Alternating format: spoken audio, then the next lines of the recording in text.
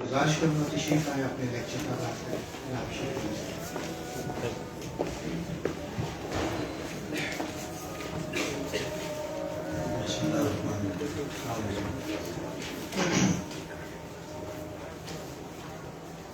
आज का टॉपिक जिसमें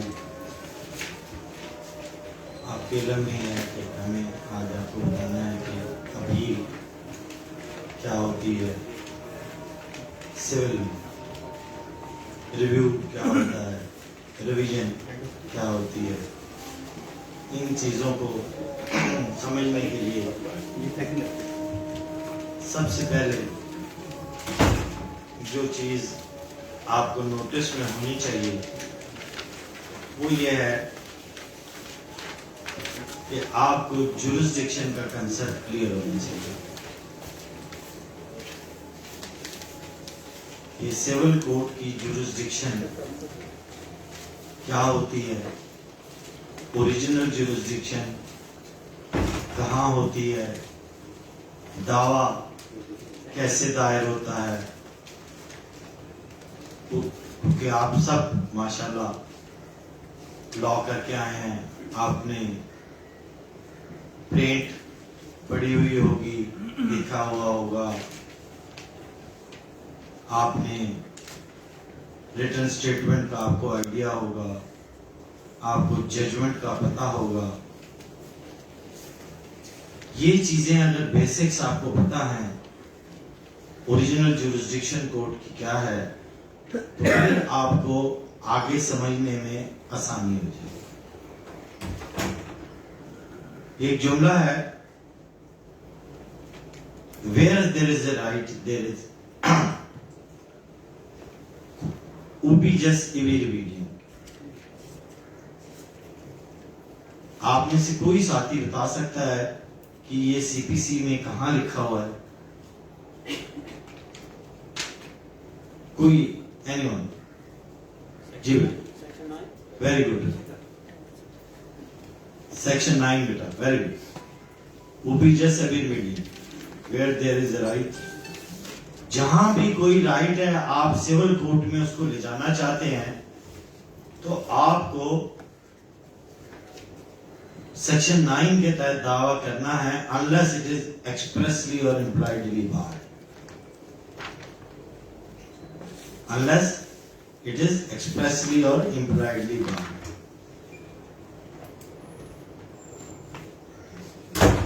कोई भी दावा एक्सप्रेसली और इम्प्लाइडली बार्ड कैसे हो सकता है?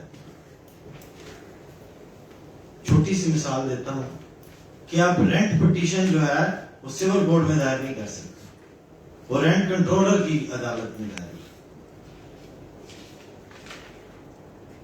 रेंट फैमिली लॉ का कोई भी सूट, चाहे वो डिसोल्यूशन ऑफ मैरिज हो, चाहे वो मेंटेनेंस हो, चाहे वो रिकवरी ऑफ डॉरी आर्टिकल हो, या कोई भी ऐसा जो शेड्यूल में आता हो, वो फैमिली कोर्ट में दायर होता, वो आप सिविल कोर्ट में दायर नहीं करेंगे।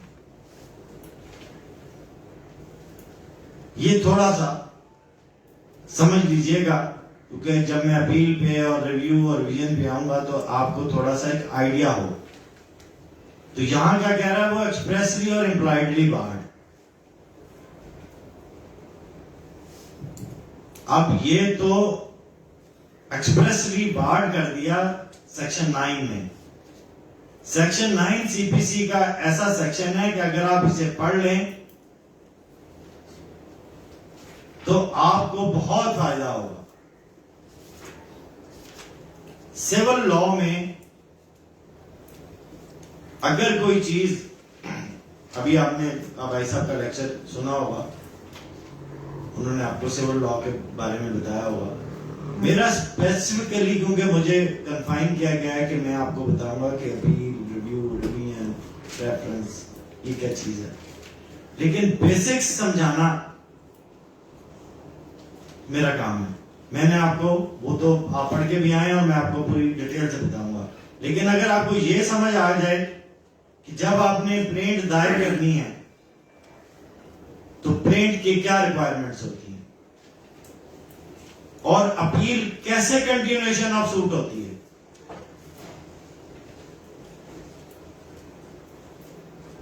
तो जिसको प्रिंट दावा समझ आया होगा वही अपील दायर करेंगे ना।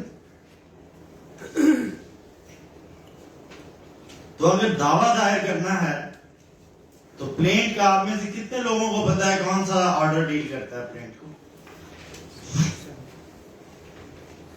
ऊंचा बोले, थोड़ा कॉन्फिडेंस ही तो वकील की चीज है। Very good. देखिए ये चीज है, जब बाइंड अप्लाई करेंगे हम साथ साथ चलेंगे, वरना तो लेक्चर मैं जो था मैं तो ऑलमोस्ट हो ही जाता था। जब मेरे उसमें होता था लेक्चर में थोड़ा सा इन्वॉल्वमेंट जरूरी है आप लोगों की। अब सेक्शन 7 में अगर पेंट है, अपना ऑर्डर 7 में अगर पेंट का जिक्र है, तो पेंट में क्या क्या चीजें होती हैं, उसकी क्या रिक्वायरमेंट है? आपको साथ साथ जगाता भी रहूंगा, इसलिए मैं साथ से चल रहा हूं कि आप थोड़ा सा अटेंटिव होंगे। ये प्रिंट है तो क्या है, इसमें क्या ऊपर क्या लिखते हैं हम, कहां दायर होती है? सिविल में प्रिंट कहां दायर होती है? In the court of senior civil जज। ये इस्लामाबाद और यहां पर है, कराची में ओरिजिनल जुरिस्डिक्शन हाई कोर्ट की भी है। पहले यहां पर भी इस्लामाबाद में भी उन्होंने डायरेक्ट 10 करोड़ से ज्यादा की जुरिस्डिक्शन हाई कोर्ट को दे दी थी। अब लॉ इन्होंने दोबारा ये 2023 में उन्होंने वापस किया, पहले भी 2019 में भी अमेंडमेंट्स की। तो हमारे लिए भी ये बड़ी अजीब सी बात हो गई थी, इस्लामाबाद वालों के लिए भी, कि ओरिजिनल जुरिस्डिक्शन उन्होंने पहले इन द कोर्ट हम इस्लामाबाद हाई कोर्ट लिखते थे दावा दायर करते हुए, लेकिन अब दोबारा, ठीक है। अब ये आपने सबने बोला, कोई एक साथी को कोई बता दे तो सीनियर सिविल जज की जुरिस्डिक्शन की थोड़े दिनों पहले एक अमेंडमेंट आई थी 2019 में, उन्होंने 5 करोड़ से ज्यादा के दावे डिस्ट्रिक्ट जज को दे दिए। अगर आपको, कि आप में से किसको है आइडिया कि 5 करोड़ से, लेकिन अब उन्होंने इसकी जुरिस्डिक्शन जो है सीनियर सिविल जज की लामहदूद कर दी है। यहां जिन लोगों ने प्रैक्टिस करनी है इस्लामाबाद में, उनके लिए सीनियर सिविल जज की जुरिस्डिक्शन जो है वो अनलिमिटेड। जिन्होंने पंजाब में करनी है वहां पर उन्होंने सीनियर सिविल जज की है, लेकिन उन्होंने वहां पर सिविल जज फर्स्ट क्लास भी है, सेकंड क्लास भी है, थर्ड क्लास भी है। जब आप सेक्शन 9 को पढ़ेंगे तो ये आपको ऐसा ऐसा चीजें समझ आनी शुरू हो जाएंगी।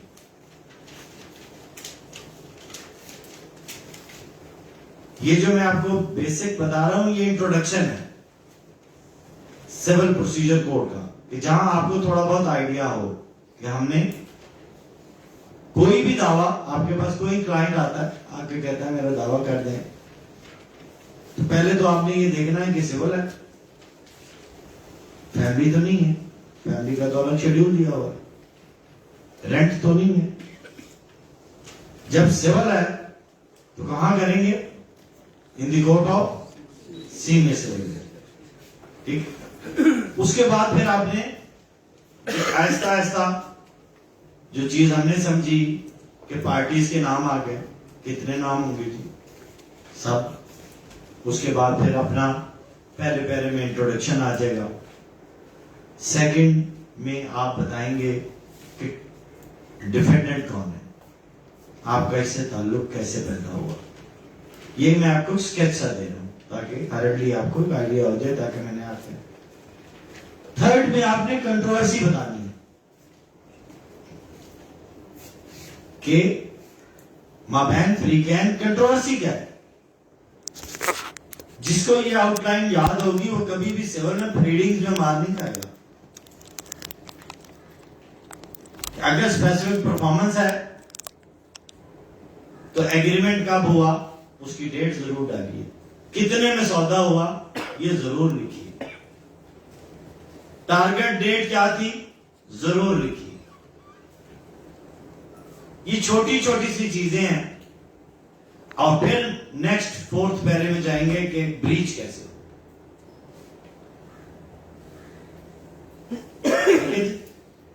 फिफ्थ में जाकर कहेंगे आपकी इंटाइटलमेंट क्या है, आप क्या चाहते हैं कोर्ट से। फिर उसके बाद फॉर्मल पैराज आपको सबको ही पता है कौन कौन से हैं, को बताएगा। लास्ट 3 पैराज कौन से होते हैं?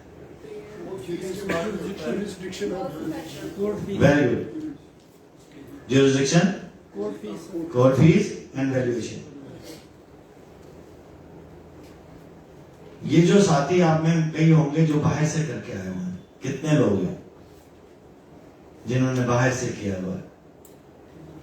आप लोग ये जरूर वैल्यूएशन जो है, क्योंकि 7, 11 ज्यादातर जो अप्लाई होती है उन वो साथी जो बाहर से, उनको ये 3 पैरास के बारे में इतना आइडिया नहीं होता। इसलिए ये पैरे आप यहां वाले भी, ये नहीं क्या बोलती कि वैल्यूएशन पता हो। वैल्यूएशन क्यों डिटरमिन करते हैं?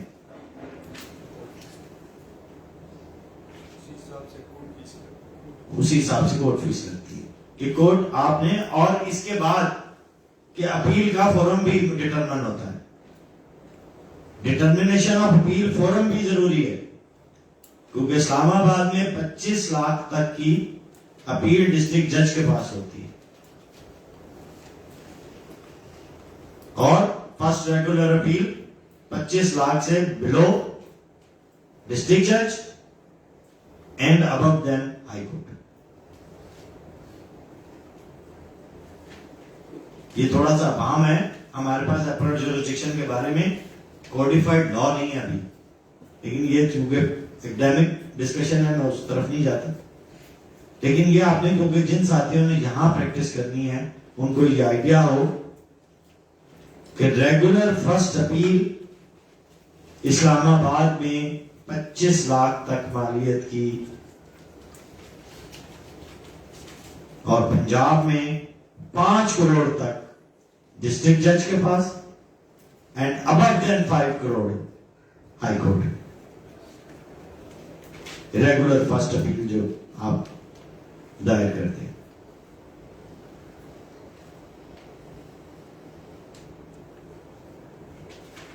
तो इसलिए ये 3 जो प्लेन से रिलेटेड है, क्योंकि इन तीनों ने ही आपकी अपील को भी गवर्न करना है। तो ये एक बेसिक आपको आउटलाइन दे रहा हूं प्लेंट की, कि ये प्लेंट जब आप के पास कोई क्लाइंट आ जाता है, कोई अपने मामला समझाता है, कोई कहता है जी मेरे से ये ज्यादती हो गया, मेरा अखबार में कोई मेरे खिलाफ डेफमेशन इन्होंने कर दिया, मेरा ये हो गया, आप क्या करेंगे? आपने एक दावा ड्राफ्ट करना होगा डेफमेशन। तो जब आप डेफमेशन का दावा ड्राफ्ट करेंगे तो उसकी एक्सक्लूसिव जुरिसडिक्शन उन्होंने दे दी हुई है डिस्ट्रिक्ट जज को, ऑर्डिनेंस के जरिए, डेफमेशन ऑर्डिनेंस। वो सीधे सिविल जज की कोर्ट में नहीं होगा, अदरवाइज सारे सूट डैमेजेस में आप जा सकते हैं, लेकिन डेफमेशन में आप ओरिजिनल जुरिसडिक्शन डिस्ट्रिक्ट जज की है। कोई और आप में से कोई साथी बताए कि और कौन सा दावा डायरेक्ट डिस्ट्रिक्ट जज की कोर्ट में होता है? ऑर्डर 37। Very good. ऑर्डर 37 का जो सूट है, अब ऑर्डर 37 का सूट कौन सा होता है जी? वेरी गुड सर, कोई बताएंगे कौन सी रिकवरी? सिंपल रिकवरी नहीं, 489 तो फौजदारी कार्रवाई होगी ना। एग्जैक्टली। ये डेफमेशन सिर्फ इस्लामाबाद में सेशन जज के पास है या पंजाब में भी? पंजाब में भी ये ऑर्डिनेंस है, डेफमेशन ऑर्डिनेंस है। ऑर्डर 37 में चेक भी आता है, नेगोशिएबल इंस्ट्रूमेंट भी आते हैं। नेगोशिएबल इंस्ट्रूमेंट आपको पता ही है, प्रॉमिसरी नोट भी उसमें आता है। तो इन चीजों के ऊपर जो भी दावे होंगे वो डायरेक्ट डिस्ट्रिक्ट जज के पास होंगे। इसको समरी ट्रायल कहते हैं। अगर कोई आदमी आता है आपको आकर कहता है कि जी ये मेरा चेक था, ये डिसऑनर हो गया, तो कार्रवाई क्या करेंगे आप? साथियों ने बताया फौजदारी में 489 एक्ट क्या करेंगे? आपने पैरेलल चलाना है। एक साइड पे सर क्रिमिनल होगी और साथ रिकवरी जो होगी वो नेगोशिएशन आर्टिकल 37 के तहत होगी। Very good.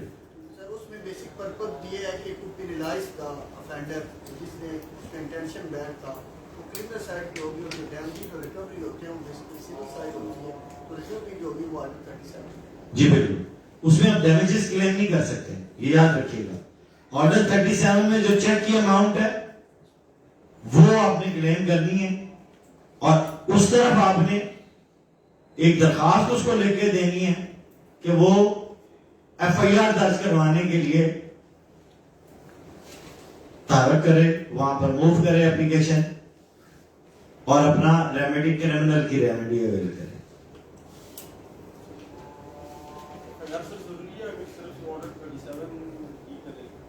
ये तो आपकी राइट है ना कि आपसे आकर वो आकर कहता है नहीं मैंने नहीं करना, सिविल ही सिर्फ करना है, तो आप उसे कंपेल नहीं कर सकते। ये तो आपका, हर आदमी का अपना राइट है कि अगर वो डेफामेशन में भी आपको अगर आइडिया कि 499 डेफामेशन में फौजदारी भी है, एफआईआर भी दर्ज होती है वो इधर डेफामेशन में,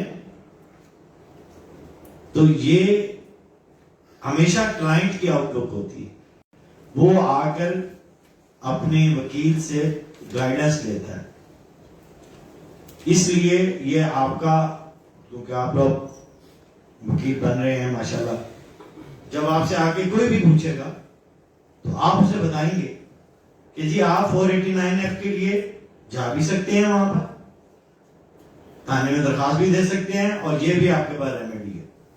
और सपोज अगर पुलिस एफआईआर दर्ज नहीं कराती फिर भी एक रेमेडी है उसके पास, 22A। वेरी गुड, 22A में जाकर आप पर्चा दर्ज करवा सकते हैं। तो सिविल प्रोसीजर कोड और क्रिमिनल प्रोसीजर कोड में अगर आप में से, मेरा ख्याल है सबसे अच्छा स्टूडेंट होगा जो बताएगा एक चीज, अपील, रिव्यू, रिवीजन क्रिमिनल में नहीं है। क्या चीज नहीं है?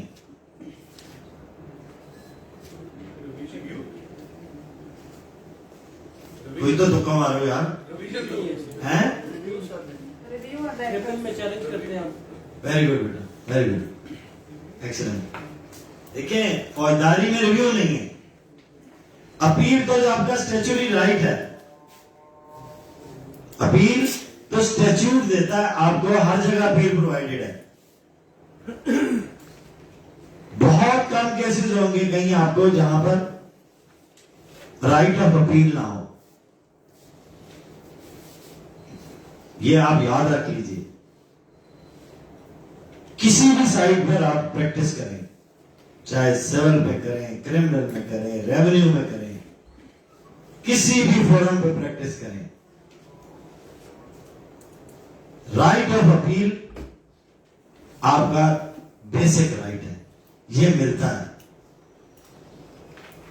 हमारी फीमेल लॉयर्स भी बैठी हैं, एक राइट है, अगर उसका दावा डिग्री हो जाए फैमिली में, उसकी अपील लाई नहीं करती, कौन बताएगा? फैमिली में हर ऑर्डर के खिलाफ अपील लाई करती है। एक ऐसा राइट है, अगर उसको मिल जाए खातून को, वेरी गुड, आप बताएंगी जी, खुला के अगेंस्ट कोई अपील लाई नहीं करती है, ये सिर्फ आपकी मेंटेनेंस में है बेटा। तो ये आपके इंटरेस्ट डेवलप करने के लिए कि अगर वंश खुला ग्रांट हो गई, फिर आप सेक्शन 14 के तहत, सेक्शन 14 है मुस्लिम फैमिली लॉ एक्ट 1964 का, तो वहां उन्होंने डिबार किया कि आप अपील में नहीं जा सकते, क्योंकि उसको राइट एक्सरसाइज करके है वो अपना खुला का। रेजोल्यूशन ऑफ मैरिज में खुला एक ग्राउंड है, अगर नहीं है तो आप बताएंगे क्या करेंगी? दूसरी पार्टी, अग्रीव पार्टी क्या कर सकती है? राइट ऑफ अपील जहां प्रोवाइडेड ना हो, हम क्या करेंगे? कोई साथी, कोई, ये आपको इन्वॉल्व करने के लिए कर रहा हूं। Very good. देखिए ये अपने पास जरूर लिख लीजिए, जहां कोई रेमेडी अवेलेबल नहीं है वहां रिट में जाएंगे।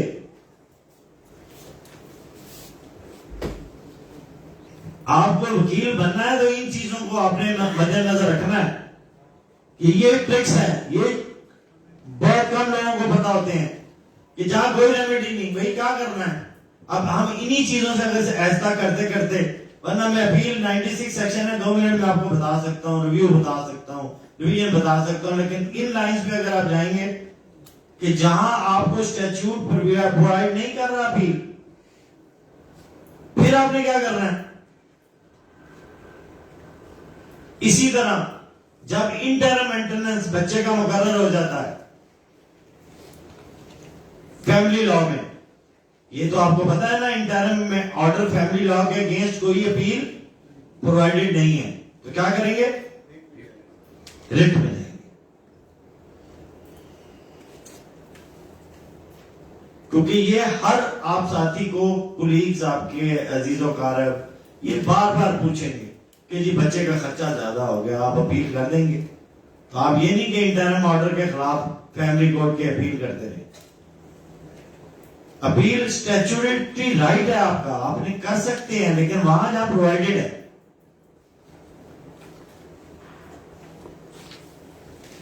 अब हर चीज की जो अपील है उसके स्टैट्यूट में दी हुई है। सिविल से रिलेटेड किसी भी केस की अपील जो है, अपील अगेंस्ट, ये सेक्शन 96 है अपील का, ओरिजिनल डिग्री के खिलाफ। ओरिजिनल डिग्री क्या होती है, कोई बता सकेगा आप में से? जो ट्रायल कोर्ट, जो इनिशियल कोर्ट होती है, Very good. करने के बाद वेरी गुड। ये देखें, ये इन्वॉल्वमेंट है, सब साथियों को पता होना चाहिए। वहां लिखा जरूर होता है ओरिजिनल डिग्री, किसी को पता ही नहीं होता ओरिजिनल डिग्री है क्या।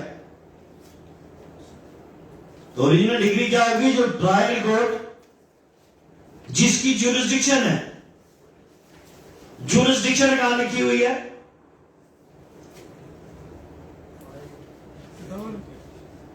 देखिए ना, जहां प्रॉपर्टी सेक्शन आपको पता है, जहां पर प्रॉपर्टी सिचुएट होगी आप उसका दावा कहां करेंगे जी, उसकी ज्यूरिसडिक्शन। सेक्शन 16 जी, वो आएगा जहां मूवेबल की बात होगी। इमूवेबल के रिलेटेड दावा कहां दायर करेंगे, एग्जैक्टली। ये देखिए, ये अगर आप, ये छोटी छोटी सी टिप्स है, ये अगर जहन में कहीं बैठ गई तो किसी भी टाइम शायद मेरे लेक्चर का फायदा हो जाएगा। कि आंखें बंद करके कोई आदमी बता दे जी अटक में मेरी जमीन है जी, इस्लामाबाद में आपके पास आ जाए जी, मेरा दावा इतने कर दो, तो आप नहीं उसको बताएंगे कि जहां पर जमीन दीवारी सिचुएट करती है दावा वहां पर होगा।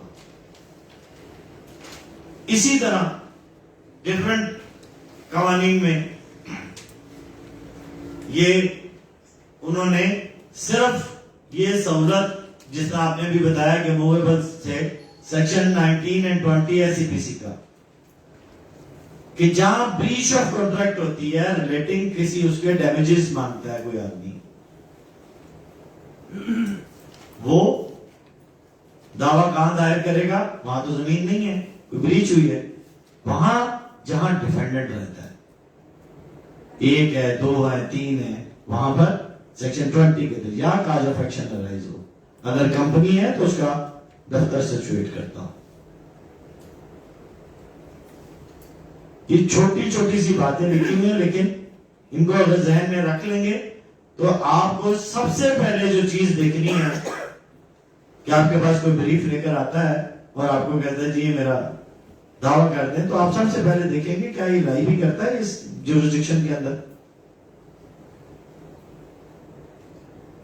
इसी तरह फैमिली कोर्ट में कोई खातून आती है और आके कहती है कि मुझे डेसोल्यूशन ऑफ मैरिज चाहिए, मुझे हक महर चाहिए, तो वो दावा कहां कर सकती है, ये स्पेशल लॉ है जिसमें औरत को प्रिविलेज दिया गया है डिजाइन कर रही है मांग कर। बिल्कुल ठीक। ये स्पेशल प्रिविलेज सिर्फ 2 केसेस में है, ये ध्यान में रखिएगा। यहां इस्लामाबाद में नॉर्मली सिर्फ डॉवर एंड रेजोल्यूशन ऑफ मैरिज। जो अमेंडमेंट है वो, क्योंकि ये सेक्शन 6 है मुस्लिम फैमिली लॉ रूल्स का 1965 का, उन्होंने ये स्पेशल प्रोविजन ऐड की और ये दिया कि जहां औरत रहती है कर सकती है। बाकी जहां मेंटेनेंस है, जहां डॉरी आर्टिकल है, जहां वहां काज ऑफ एक्शन की बात भी है, वहां डिफरेंट है। क्योंकि पहले ये 2002 में तरमीम आई और उन्होंने सेक्शन 7 में तरमीम करके कहा कि अब आप एक ही दावा कर दें, resolution, maintenance, dower, dowry article, सारी चीजें एक में कर दें। लेकिन रूल्स में तरमीम नहीं की हुई,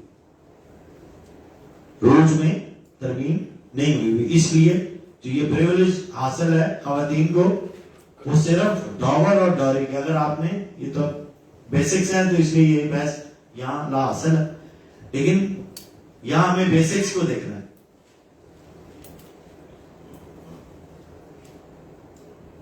तो ये सिर्फ, अब फैमिली में अगर अपील आपने करनी है,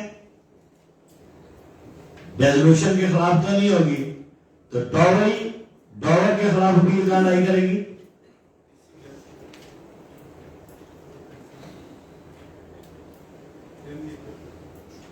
डिस्ट्रिक्ट जज। Very good. Direct appeal high court में नहीं है, अपील हमेशा सुपीरियर फोरम पर होती है। ठीक, सुपीरियर फोरम पे करते हैं आप, और उसकी जो रेगुलेट करता है, वो रेगुलेट करता है कि ज्यूरिसडिक्शन जो है रेगुलेट कहां से होती है, वो आपने देखना ये है। क्योंकि फैमिली में तो पेक्यूनियरी वाला बात नहीं है, लेकिन पेक्यूनियरी ज्यूरिसडिक्शन जो है, पेक्यूनियरी जब सेक्शन 9 देखेंगे वहां आपको मिल जाएगा। एक छोटी सी किताब है, West Pakistan civil courts ordinance 1962, West Pakistan civil courts ordinance 1962, इसका सेक्शन 18 है। जिसको बहुत ही अच्छा वकील बनना हो, उसका सेक्शन 18 जरूर पढ़ लें। आपको पूरे पंजाब की, पूरे पाकिस्तान की, आपको हर जगह की अपीलेट ज्यूरिसडिक्शन समझ आ जाएगी। ये थोड़ा सा प्राइमरी लेवल से थोड़ा ऊपर किया, लेकिन अगर आप देख लें, किसी को शौक हो, सिविल कोर्ट्स ऑर्डिनेंस 1962 सेक्शन 18, इस सेक्शन पे अमेंडमेंट करके पेक्यूनियरी ज्यूरिसडिक्शन को एनहांस किया जाता है। पहले जिस दौर में हमने वकालत शुरू की, उस जमाने में इस्लामाबाद में 2 लाख रुपए ज्यूरिसडिक्शन होती थी अपीलेट कोर्ट की, जो बढ़कर बाद में 25 लाख हो गई। ये तरमीम हमारे इस्लामाबाद, क्योंकि पंजाब के अंडर था जुडिशरी के, तो हम सारे अडॉप्ट वही करते थे अपीलेट ज्यूरिसडिक्शन। उसके बाद उन्होंने अपनी 5 करोड़ ज्यूरिसडिक्शन कर दी अपीलेट ज्यूरिसडिक्शन। ये 5 करोड़ तक की अपील डिस्ट्रिक्ट जज के पास होगी, उससे अबव की अपील हाई कोर्ट जाएगी। हमारे यहां जब इस्लामाबाद हाईकोर्ट बनी, तो उन्होंने ओरिजिनल ज्यूरिसडिक्शन ही इस्लामाबाद हाईकोर्ट को दे दी 10 करोड़ से ज्यादा की। तो हमारे यहां अपीलेट ज्यूरिसडिक्शन मुकर्रर ही नहीं हुई।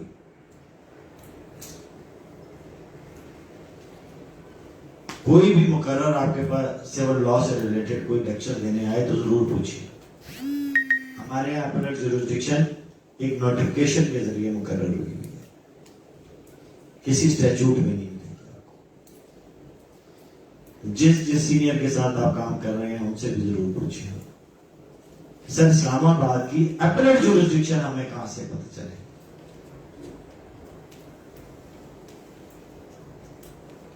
इस्लामाबाद की अपीलेट ज्यूरिसडिक्शन अपील कहां लाई करती है, ये आपको किसी स्टैट्यूट में फॉर द टाइमिंग एक नोटिफिकेशन मौजूद है इस्लामाबाद में, वो उन्होंने कह दिया, हाई कोर्ट का नोटिफिकेशन है, उन्होंने कहा 25 लाख से नीचे की अपील जो होंगी वो डिस्ट्रिक्ट जज सुनेगा और 25 लाख से ऊपर की अपील्स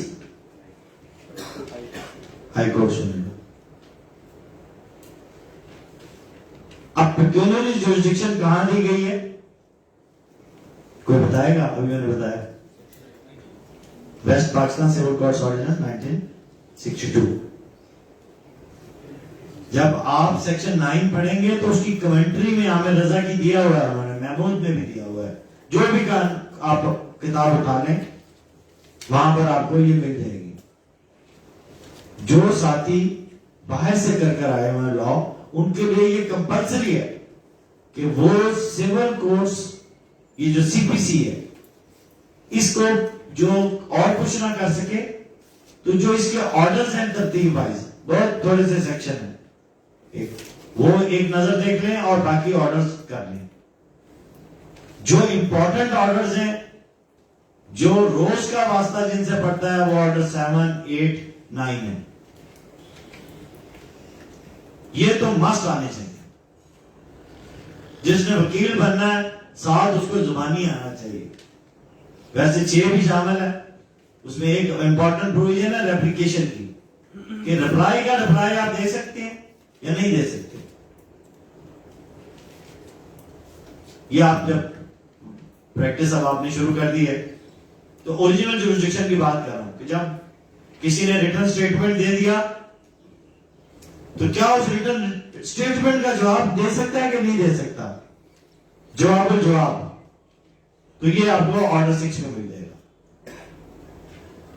बाकी 7, 8 और 9 है एक्स पार्टी प्रोसीडिंग्स। ये बहुत इंपॉर्टेंट है। ये 3 ऑर्डर्स आपको, और एक ऑर्डर बहुत लंबा है, ऑर्डर 21, वो एग्जीक्यूशन से रिलेटेड। एक ऑर्डर 39 है, वो स्टे, जो दावे के साथ हल, क्योंकि हमारे बहुत इतने ज्यादा यहाँ केसेस नहीं होते, 2-4 किस्म के केसेस होते हैं इस्लामाबाद में। जब आप वकालत में आप कदम रख दिया तो आप देखेंगे कि आपको ज्यादातर इस्लामाबाद में सूट डिक्लेरेशन के मिलेंगे, स्पेसिफिक परफॉर्मेंस के मिलेंगे, डैमेजेस के मिलेंगे, परमानेंट इंजेक्शन के मिलेंगे। इसके अलावा बहुत कम केसेस होंगे जो आपको करने पड़ेंगे, रिकवरी के मिलेंगे।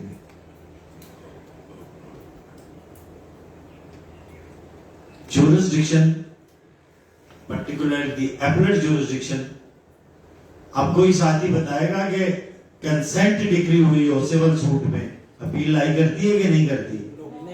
नहीं करती। Very good.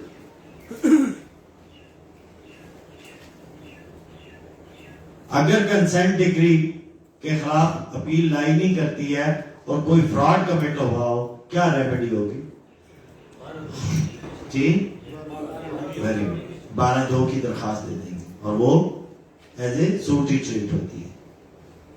जब आप अपील नहीं कर सकते तो आप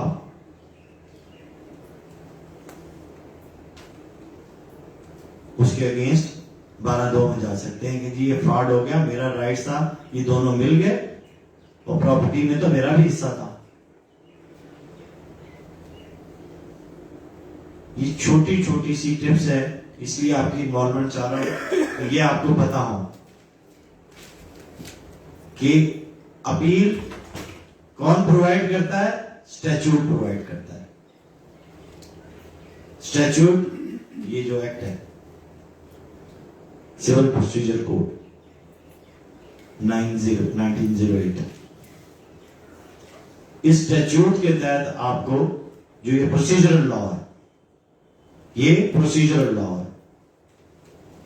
इसी तरह फौजदारी में, क्रिमिनल कोर्ट में आपको राइट ऑफ अपील है, कन्विक्शन के अगेंस्ट भी,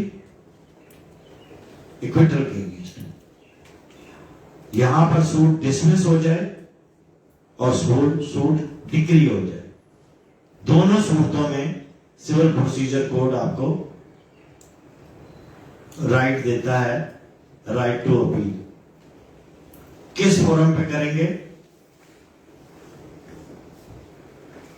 पहली अपील किस फोरम पे करेंगे?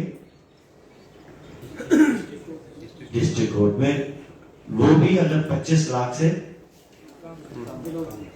और अगर 25 लाख से ज्यादा हो हाई कोर्ट। अब हमने ये देखना है कि कौन कर सकता है। एनीवन जी, वेरी गुड। ये जो वर्ड है ना जी, एग्रीव्ड पार्टी,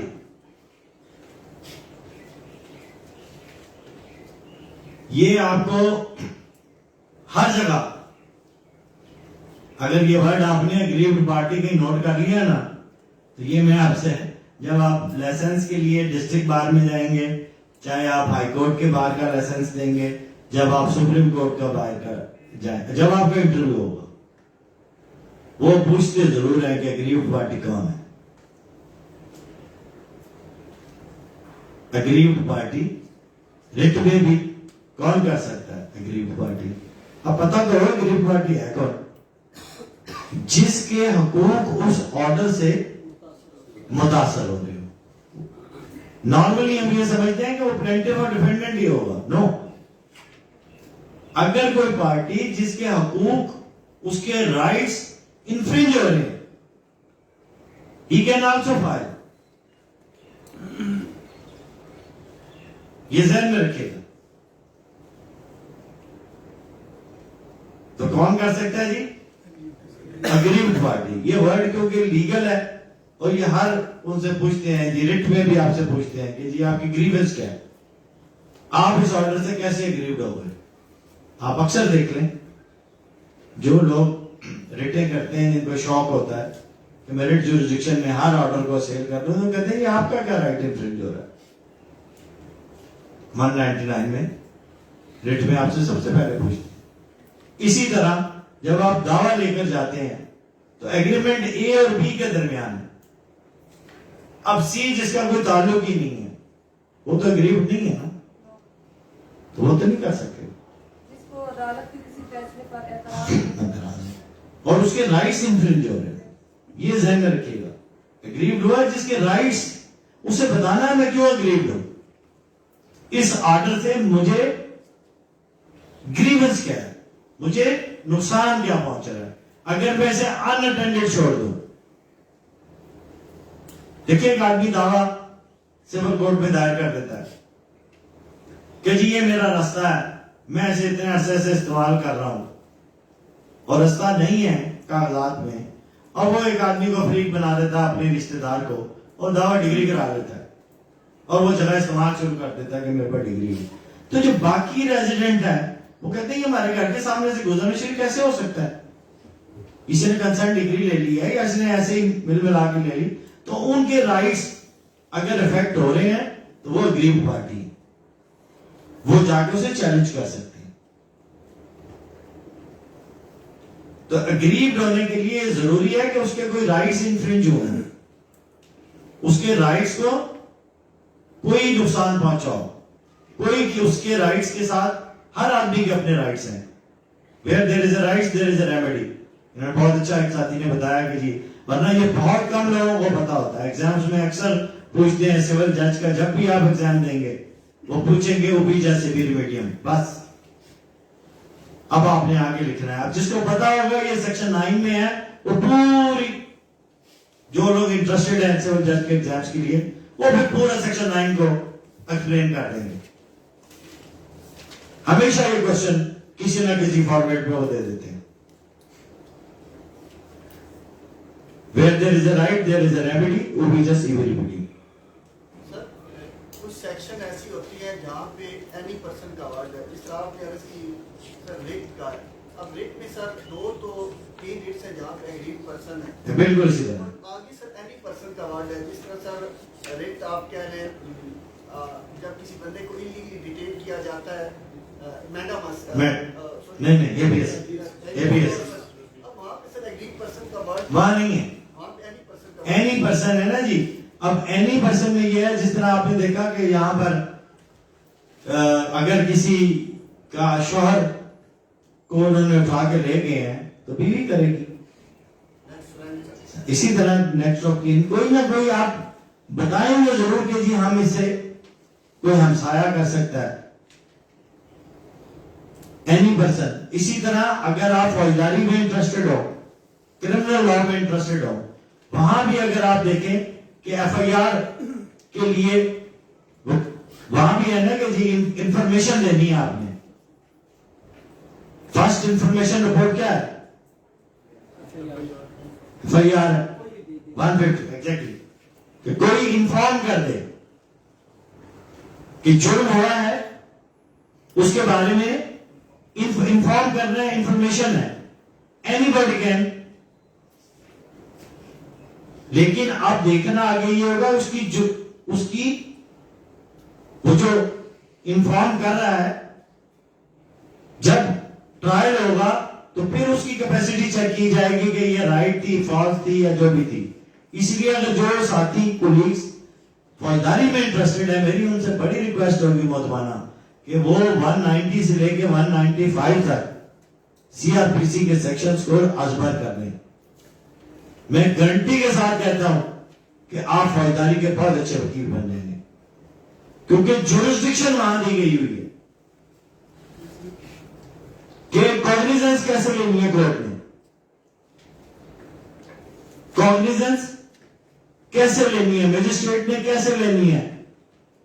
एफआईआर एक तो ये होगा, पर एक प्राइवेट कंप्लेंट है, उसके जरिए भी कोर्ट ले लेती है जुरिस्डिक्शन। ठीक है, कई केसेस में उसको रेफर किया दी जाती है। तो ये अगर आपने 190 से 195 तक सीआरपीसी के सेक्शन देखे हुए होंगे तो आप कोर्ट की कॉग्निजेंस के बारे में फिर आपको कोई फौजदारी में नहीं डिफीट दे सकता, अगर आप क्रिमिनल में इंटरेस्टेड है। इसी तरह अगर आप सिविल में इंटरेस्टेड है तो आपको बहुत ज्यादा नहीं, लेकिन सेक्शन 9 पता होना चाहिए, आपको पता होना चाहिए सेक्शन 10 में क्या है, सेक्शन 11 में क्या है, सेक्शन 16 में क्या है। ये बेसिक सेक्शंस हैं। सेक्शन 9 में आपको पता चल गया 10 रेस्ट सब्जुडिस कि कहां प्रोसीडिंग रोकनी है, सब्सिक्वेंट कैसे सूट रुक जाएगा। रेस्ट जुडिकाटा सबको ही पता है, मेरा ख्याल है शायद ही कोई ऐसा आदमी होगा यहाँ कि एक कोर्ट ने डिसीजन दे दिया, फिर वो सबको पता है। उसके इंग्रीडिएंट्स है 5 कि ट्रायल 12 दो, जिस तरह भी आपने सबने पता है, 13 आपको पता है फॉरेन जजमेंट है। ये आपको छोटी छोटी सी चीजें हैं जो आप अजबर कर लें। सिविल में फौजदारी में कॉग्निजेंस देख लें, 154 देख लें, अपील देख लें 417 में, निगरानी देख लें सीआरपीसी में 439 है। यहां पर निगरानी 115 है। रिविजनल जुरिस्डिक्शन, एपलेट जुरिस्डिक्शन में तो first appeal as a matter of right होगी। अभी कुछ दिन पहले मैं कोर्ट में बैठा हुआ था, हाई कोर्ट में, तो एक साहब है, बहुत ही अच्छे वकील हैं। उन्होंने कहा कि मैं सर ये मेरी फर्स्ट रेगुलर अपील है, ये as a matter of right admit होगी। हमने जब से वकालत शुरू की हमने ये बात सुनी हुई है कि जी जब आप, तो जैसा ने कहा मैं नहीं मानता, आप मुझे कन्विंस करें, otherwise I am not going to admit it. जब आप अपील लेकर जाते हैं किसी भी ऑर्डर के, जजमेंट के अगेंस्ट, रेगुलर फर्स्ट अपील, तो as a matter of right admit होती है। जैसे हमने कहा मैं नहीं मानता, मुझे कन्विंस करें। तो अगर आपको कन्विंस करना है किसी भी जज साहब को, तो आप सबसे पहले उस जजमेंट में क्या चीज पॉइंट आउट करेंगे। कोई साथी सेक्शन या उसका स्टैट्यूटरी लॉ सर? बिल्कुल, ये बेसिक है कि आपको पता तो है कि मैंने किस सेक्शन के तहत अपील दायर की, ये बेसिक है। फिर आपको जो चीज में जो जजमेंट आपके अगेंस्ट आई है, आपको सबसे पहले पता होना चाहिए इसमें लीगैलिटीज क्या क्या है। ये अपने पास लिख लीजिए कि देखें, आपने उसको बताना है कि मैंने क्या है इस जजमेंट में। सर देखें, इन्होंने PW1, PW2, PW3, ये 3 लोगों ने डिफरेंट बयान दे दिए हैं, और जज साहब ने PW1 पे रिलायंस कर लिया, 2, 3 को छोड़ दिया। ये फैक्चुअल है। आपने लीगल डिफेक्ट बताना है कि जनाब इनके पास तो अख्तियार समात ही नहीं था, सूट मेंटेनेबल ही नहीं था मेरे अगेंस्ट। क्यों नहीं था, वो लॉ आपको पता होना चाहिए। कम अज कम मैं आम सादा सा, जब मैंने अपनी वकालत शुरू की तो मुझे नहीं पता था, लेकिन एक साहब ने जिन्होंने मेरी जिंदगी को चेंज कर दिया, लाहौर से एक वकील साहब आए, बहुत ही मशहूर पॉलिटिकल केस था, मैं उसमें उनके साथ जाने लगा, तो रास्ते में जाते जाते उन्होंने एक ऐसी बात मुझे समझाई जो मैं आज आपको, जो मैंने सीखा और जिससे मुझे फायदा हुआ, तो और एकदम प्रोमिनेंट हो गया इस्लामाबाद में। वो ये थी, उन्होंने कहा बेटा ये जो आप मेरे साथ सूट करने जा रहे हो, ये पता है डैमेजेस का सूट है? मैंने जी सर डैमेजेस का सूट है। कोई जजमेंट आती है इसके ऊपर? नहीं। कहने लगे जब भी किसी सूट को डिफेंड करने जाएं या करने जाएं, कम से कम 2 जजमेंटें पढ़ के जाना। ये मैं आप सारे साथियों को कह रहा हूं। मेरी लाइफ में इसने बहुत बड़ा चेंज लाया। मैं खुला का दावा भी करने गया तो मैंने 2 जजमेंट पढ़ के गया, एक फॉर और अगेंस्ट, और मैं जज को बताया था कि जनाब ये केस है और एक ये केस है।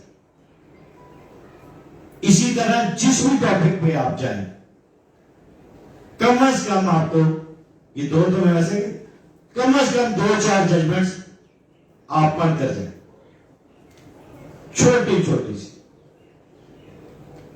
एक इस चीज ने मेरी लाइफ को चेंज किया कि मुझे पता चल गया कि यार वकील बनते कैसे हैं। ये जो बड़े बड़े नाम बन गए ये ऐसे तो नहीं बन जाते होते।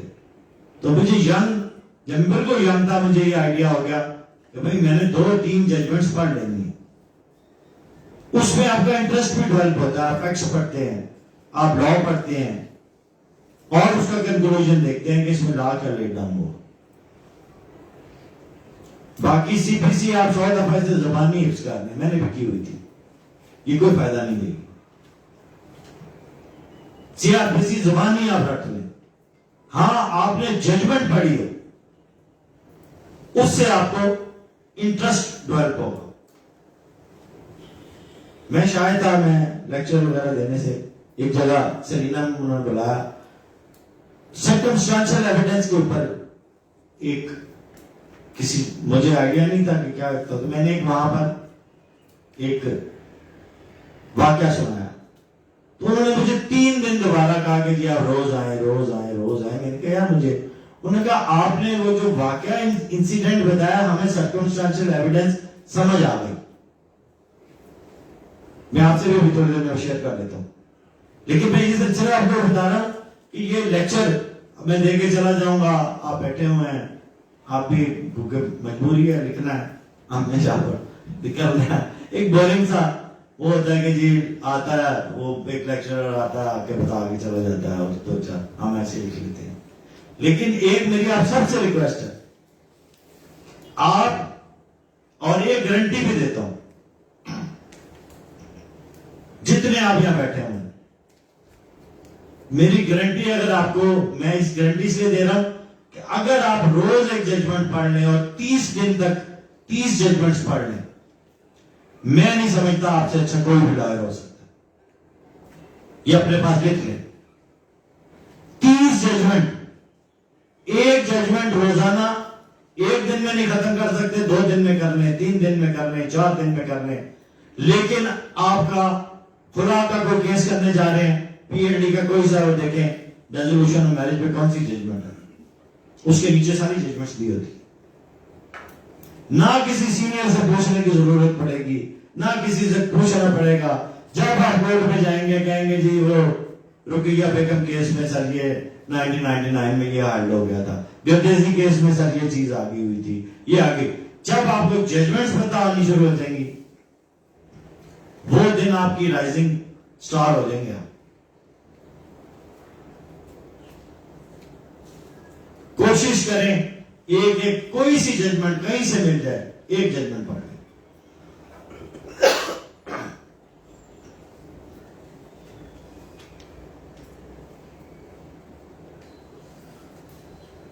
ये अपील पे जब भी आप अपील करने जाएं उस टॉपिक के ऊपर आपको पता हो कि 96 के तहत मैं अपील करने जा रहा हूं। ये स्पेसिफिक रिलीफ एक्ट के तहत मुझे कोई केस है जहां कोर्ट ने स्पेसिफिक रिलीफ के तहत दावा डिग्री नहीं किया, खारिज कर दिया। अब मुझे कोर्ट के पास जाकर अपने हक में डिग्री लेनी है, क्योंकि मेरे क्लाइंट का पैसा लगा हुआ है, मैंने भी फीस ली हुई है। अब मैं क्या ऐसी चीज तलाश करूं कि जिससे ये अपील मेरी एडमिट हो जाए और मैं कामयाब हो जाऊं। तो अगर आपके जहन में वो फैसला जात होंगे जो आपने पढ़े हुए होंगे, तो मैं आपको गारंटी देता हूं कि आपकी विन 100% होगी। अगर आपने वो फैसले अपीलेट कोर्ट के जो मुख्तलिफ केसेस में किसी भी टॉपिक पर हो, अगर आपने पढ़े हुए होंगे, आप बेस्ट क्रॉस एग्जामिनर बन सकते। मैंने एक दफा जजमेंट पढ़ ली कि प्रोनोट जो होता है, अगर ये क्रॉस नहीं होगा, इसके स्टैम्प जो लगे होते हैं, तो वो दावा डिसमिस हो जाएगा। तो मैं जब भी क्रॉस के लिए जाता था तो मैं सबसे पहले सवाल ये पूछता था कि ये प्रोबेशनरी नोट है? वो कहता था हाँ ये है, क्योंकि जजमेंट पड़ी हुई थी। मैं कहता था ये देखो, ये भाईजान ये देखिए, इसके ये जो टिकट्स लगाए हैं आपने, उसमें 10 रुपए के टिकट लगते थे प्रॉमिसरी नोट में, ये क्रॉस नहीं है ना? वो कहता था नहीं है। फिर मैं वहां जोरा रोक देता था, फिर मैं जज साहब को जजमेंट देता था कि सर ये देखिए। ये मैं अपने इसलिए आपसे शेयर कर रहा हूं कि जजमेंट्स ऐसी चीजें हैं जो आप सुपीरियर कोर्ट्स की पढ़ते हैं। जब हमने वकालत शुरू की तो रिकवरी ऑफ डाउरी आर्टिकल का जो दावा होता था वो फैमिली कोर्ट की उसमें नहीं आता था। मैं लाहौर एक केस करने चला गया, तो किसी ने मुझसे पूछा कि किस कानून के तहत दावा होता है। उस टाइम मेरी 3-4 साल की वकालत थी। तो आप में से कोई साथी बता सकता है कि फैमिली शेड्यूल में आने से पहले रिकवरी आपने किसी से, चले डॉरी आर्टिकल ना भी हो, मूवेबल की रिकवरी करनी हो, कौन से सेक्शन के तहत, किस कानून के तहत करेंगे? Very good, very good. Section भी बता दें। ये मैं आपको गारंटी से कह रहा हूं, जब मैंने पूछा था किसी सीनियर ने मुझे नहीं बताया था, मुझे पीटी जाना पड़ा था। स्पेशल रिलीफ एक्ट बिल्कुल ठीक पहुंचे आप। नहीं बेटा, वो रेस्टोरेशन के बारे में सेक्शन 9 नहीं, किसी ने बोला है, किसी ने। जी बिल्कुल ठीक कह रहे हैं। सेक्शन 10 देखिए, ये अगर सेक्शन 10 पढ़ लें आपको सारी लाइफ नहीं भूलेगा, सोते में भी याद रहेगा। एक साथी सो रहे हैं, मैंने कहा उनको याद बता दूं कि सोते में भी याद रह जाएगा। कौन सा सेक्शन है? सेक्शन जी स्पेसिफिक रिलीफ एक्ट का। आपने रिकवरी करनी है अपनी मूवेबल्स की, अपनी मूवेबल्स की प्रॉपर्टी। देखिए ना, आपने किसी को दे दी है कोई चीज, कोई आपसे चाकबाई मान के ले आएगा, कोई भी चीज ले जा सकता है ना। अब आपने वापस लेनी है, कोई भी चीज लेके जानी है, तो आप कहीं रिकवरी और डायरी आर्टिकल क्योंकि शेड्यूल में नहीं था। ये बार बार शेड्यूल कह रहा है यहाँ खवातीन को बैठी, शेड्यूल पता क्या है फैमिली कोर्ट में?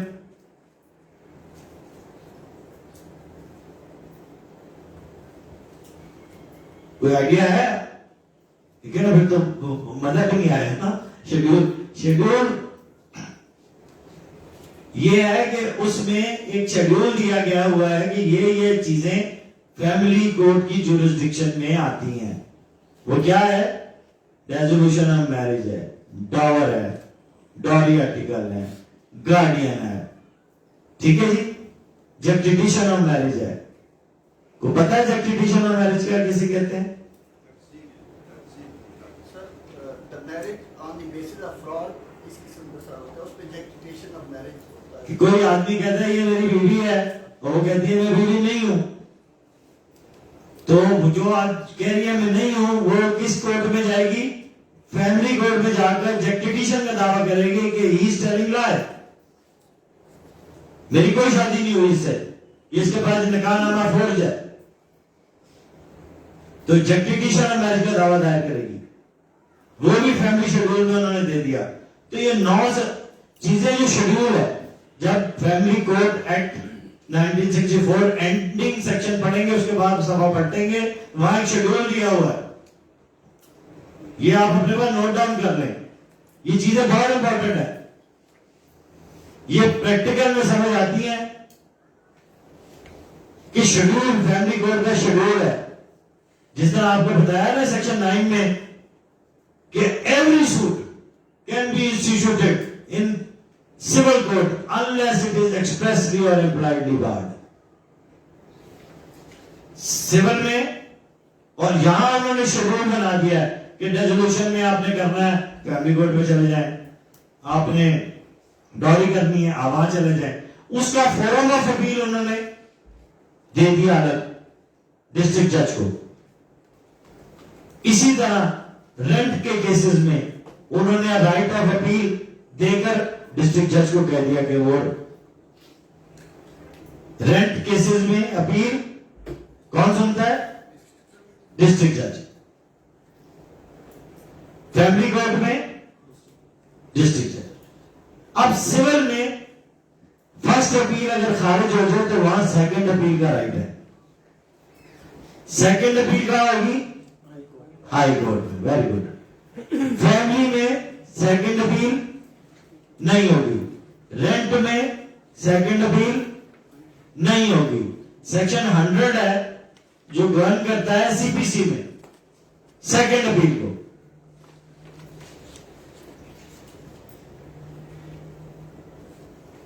अब जो फर्स्ट अपील है उसमें आप हर चीज डिस्कस कर सकते हैं। क्यों कर सकते हैं? कोई साथी बता दे, आपकी इन्वॉल्वमेंट के लिए कह रहा हूं, कोई भी।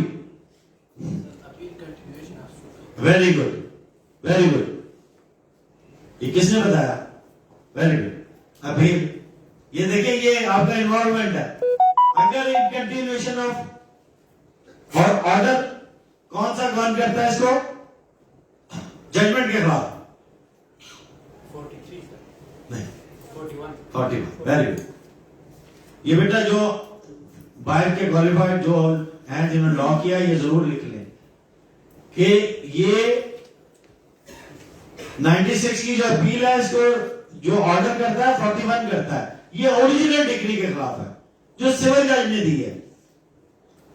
अब सिविल जज अगर कोई ऑर्डर पास कर देता है, जजमेंट नहीं होती, सपोज स्टे एप्लीकेशन खारिज कर देता है, तो उसकी अपील जो होगी उसको कौन सा ऑर्डर लगेगा? वो आपने ठीक बताया, वो बताइए।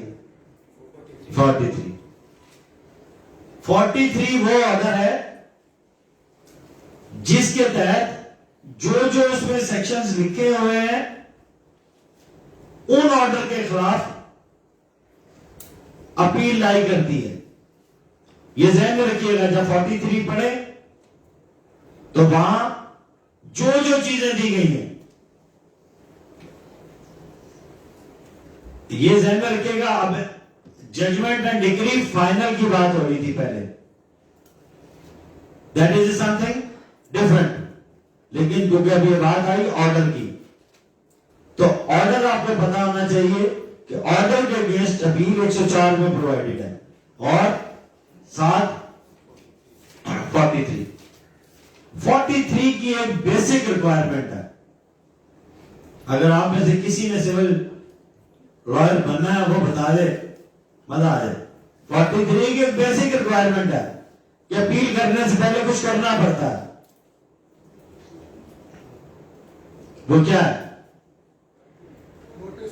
Very good. कौन है? शाबाश शाबाश बेटा। हमेशा अगर आपने नोटिस नहीं दिया तो आपकी अपील अगेंस्ट ऑर्डर वैसे ही खारिज हो जाएगी। ये लिख लें, ऑर्डर के लिए जब भी अपील करेंगे तो दूसरी पार्टी को ऑर्डर 43 का नोटिस देंगे। ज्यादा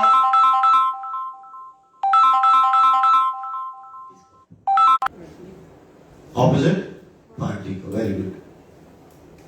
तो किसी भी ऑर्डर के अगेंस्ट कोई ऑर्डर हो जाता है। ऑर्डर कैसे हो सकता है? आपको स्टे नहीं मिला तो आप किस में जाएंगे? Appeal against order. वो ऑर्डर कोर्ट करेगी, ऑर्डर 39 नून 1 और 2 की दरखास्त या एक्सेप्ट करेगी या खारिज करेगी। तो both the parties has right to go to appeal. जब अपील में जाएगी तो अपील में जाने से पहले आपको नोटिस देना है दूसरी पार्टी को।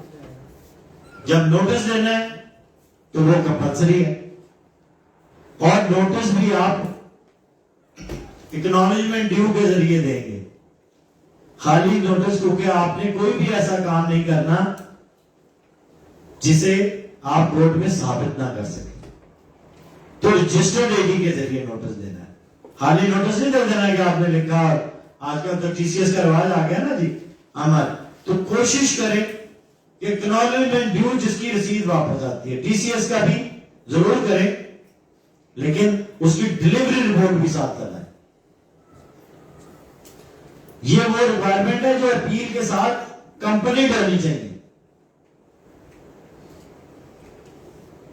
जो उसके साथ लगी होनी चाहिए। जब आप अपील दायर करें, अपील अगेंस्ट ऑर्डर, आपने रिटर्न स्टेटमेंट जमा नहीं कराया, आपका राइट 8-10 के तहत स्ट्रक ऑफ हो गया। अब आप क्या करेंगे? अपील अगेंस्ट ऑर्डर करेंगे, क्योंकि वहां प्रोवाइडेड है। अगर कोई ऐसा ऑर्डर है जो 43 में नहीं लिखा गया और आपके अगेंस्ट ऑर्डर हो गया, आप क्या करेंगे जी? रेट वाले हिसाब है डिवीजन। Very good. जिसने रिवीजन बोला ना,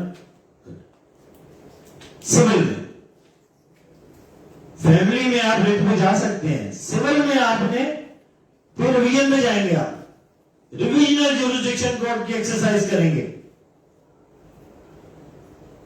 क्योंकि वहां अपील प्रोवाइडेड नहीं है 43 में। ये समझ लीजिएगा, ये फर्क अगर आपको समझ आ गया अपील और रिवीजन में, फिर आप सिविल के बहुत अच्छे वकील बन जाएंगे। अपील प्रोवाइडेड नहीं है अगेंस्ट ऑर्डर, बड़ी टेक्निकल सी बात है, लेकिन एक लफ्ज की बात है, जिसे समझ आ गई तो वह फौरन बोलेगा कि मैं रिवीजन कर लूंगा। कई जज साहिबान आपको कहते हैं कि जाए, आपको मेरा ऑर्डर पसंद नहीं आया, जाए जाकर उसको अपील में चैलेंज कर लें। उसे पता होता है कि ये अपील आई नहीं करती है मेरे ऑर्डर के खिलाफ। ये सूरत हाल कई दफा आ जाती है। जैसा कहते हैं आपको मेरा ऑर्डर पसंद नहीं आया, जाए जाकर अपील कर लें। उसको पता है ये ऑर्डर अपील में आई नहीं, तो आप क्या करेंगे सिविल में? जरा जोर से बोल रहे हैं। रिवीजन फाइल करते हैं। रिवीजन कहां पर है? सीपीसी में 115। क्योंकि आज का टॉपिक अपील है, रिवीजन है, रिव्यू है। 115 में आप रिविजनल ज्यूरिसडिक्शन कोर्ट की आपका राइट है। अब रिवीजन में एक चीज याद रखिएगा, जो अपील और रिवीजन को डिफरेंट करेगी जब आप प्रैक्टिस करेंगे। शायद मेरा कोई जुमला काम आ जाए कभी आपको। जब आप ओरिजिनल जजमेंट एंड डिक्री के खिलाफ जाएंगे तो आपने सिर्फ जजमेंट एंड डिक्री की कॉपी लगानी है। क्या लगानी है? अपील में फैसला और पर्चा डिग्री, ये जरूर लिख लें आप, क्योंकि आपको सारे जब अपने सीनियर के साथ काम करेंगे वो कहेगा जाओ जाके अप्लाई कर दो, तो खाली ये नहीं आप लिख देंगे कि फैसला मोरका पड़ा, साथ आप लिखेंगे पर्चा decree, decree sheet, judgment and decree, ये अलग ड्रॉ होती है। अपील के लिए सिर्फ ये रिक्वायरमेंट है जब आप दायर करने जाएंगे। इसकी वजह यह है कि वो रिकॉर्ड तलब कर लेती है। अपीलेट कोर्ट क्या करती है? रिकॉर्ड लोअर कोर्ट का मंगवा लेती है। रिवीजन में ये नहीं है। इस आप सब लोग अपने पास लिख लिए, रिवीजन में आपको ईच एंड एवरीथिंग साथ करानी है, वरना इसी ग्राउंड पे आपकी रिवीजन खारिज हो जाएगी। छोटी छोटी सी टेक्निकलिटीज है, बहुत मामूली सी बातें हैं। रिवीजन में आपने दावा भी लगाना है, आपने जवाब दावा भी लगाना है, ऑर्डर शीट भी लगानी है, आपने जो पेपर अटेस्टेड मिलते हैं वो भी लगाने हैं, जो नहीं है उनकी कॉपियां भी लगानी है। तो रिवीजन में आपको पूरी फाइल लोअर कोर्ट की लेकर साथ लगानी है। अगर आपने नहीं लगाई तो दूसरी पार्टी का राइट है, कहेगा सर ये देखें इसमें लिखा हुआ है कि अगर इसने नहीं लगाई इस टेक्निकलिटीज पे इसकी अपील, इसकी रिवीजन खारिज करवा दें।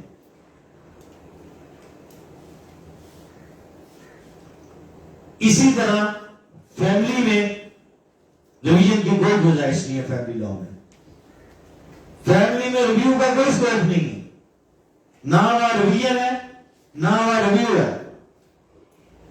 इसी तरह रेंट मैटर्स में भी ना रिव्यू है ना रिवीजन है। क्यों नहीं है? एनीबॉडी? एक्चुअली ये स्पेशल लॉज है। जब इंटरप्रिटेशन का प्रिंसिपल है कि जहाँ पे एक जनरल लॉ है और एक साइड में स्पेशल लॉ है, तो special law always supersede to the general law. अब एक स्पेशल लॉ में रिस्ट्रिक्शन लगा दी गई है कि जनाब ये चीज नहीं होगा, तो special law are made for to meet the special circumstances. जी, इसलिए कि वहां पर सिविल प्रोसीजर कोड की एप्लीकेशन को बाहर किया गया है। इसलिए आप देखें फैमिली कोड में सिर्फ 2 सेक्शन सीपीसी के अप्लाई करते हैं, जिन लोगों ने फैमिली साइड पर प्रैक्टिस करनी है। Very good. रेस जुडिकाटा है, वेरी गुड। रेस सब जुडिस सेक्शन 10 एंड 11 फैमिली साइड पर जिसने प्रैक्टिस करनी है, सीपीसी की सिर्फ 2 प्रोविजंस अप्लाई करती हैं। सेक्शन 17 है, सेक्शन 17 और मुस्लिम फैमिली कोर्स एक्ट 1964 ये कहता है कि सिर्फ बाकी प्रोविजन अप्लाई नहीं करती, वो कहता है कानूनी शहादत अप्लाई नहीं करता फैमिली पर। इसलिए वहां पर ना रिव्यू है ना रिवीजन है। कोई भी आपके अपोनेंट है, सीनियर से सीनियर वकील हो, कोई रिव्यू दायर करता है, सिंपल जाके कहेंगे सर ये तो अप्लाई नहीं करता, आपकी जुरिस्डिक्शन ही नहीं है। कोई सीनियर वकील आपके अगेंस्ट रिवीजन दायर करता है फैमिली मैटर में, आप कहेंगे ये तो अप्लाई नहीं करती। कोई भी सीनियर लॉयर आपके अगेंस्ट हाई कोर्ट में आप चले गए हैं, आप पेश हुए हैं, रिट कर देता है। रिट में आपको ही लीगैलिटी पॉइंट आउट करनी है, खाली रिट लाई तो करती है, जिस तरह इंटरनल ऑर्डर है ना जी, रिट लाई करती है, लेकिन रिट का स्कोप बड़ा लिमिटेड है। फैमिली में भी, रेंट में भी। तो अब ये बात तो आपको समझ आ गई कि फैमिली लॉज में और रेंट में no review no revision. Civil में अब रिवीजन 115 में ये तो बेसिक क्या रिक्वायरमेंट है जी, क्या आपने जब दायर करनी है तो क्या आपने साथ लगाना है? ईच एंड एवरी, पूरी फाइल लगानी है। तरह जब आप अगेंस्ट ऑर्डर जाते हैं 43 में, तो वहां भी आपको अपील अगेंस्ट ऑर्डर जब आप दायर करते हैं तो वहां भी आपने सिर्फ जजमेंट कॉपी लगानी है उस ऑर्डर की। वो जो ऑर्डर हुआ है ना आपके अगेंस्ट, ऑर्डर 39 1 and 2 से नहीं मिला, वहां आपकी रिक्वायरमेंट नहीं है कि आपने पूरी सारी चीजें साथ लगानी। तो अपील में ये ज़हननशीन कर लें कि जिस ऑर्डर को आप चैलेंज कर रहे हैं वो लगाना है। रिवीजन में आपने सारी चीजें साथ लगानी। रिविजनल कोड जो तमाम रिकॉर्ड तलब नहीं करती। अब इसी तरह एक सेक्शन है, अगर आप मेरे इसका लेक्चर का हो जाएगा कि अगर आपको बात ये समझ आ गई कि जो भी प्रोसीडिंग आप दरखास्त पे कर रहे हैं, एप्लीकेशंस पर हो रही हैं, जो सूट बर्न करता है प्रोसीडिंग्स को, वो एप्लीकेशंस के ऊपर वही प्रोसीडिंग लागू होगी 1 for 1।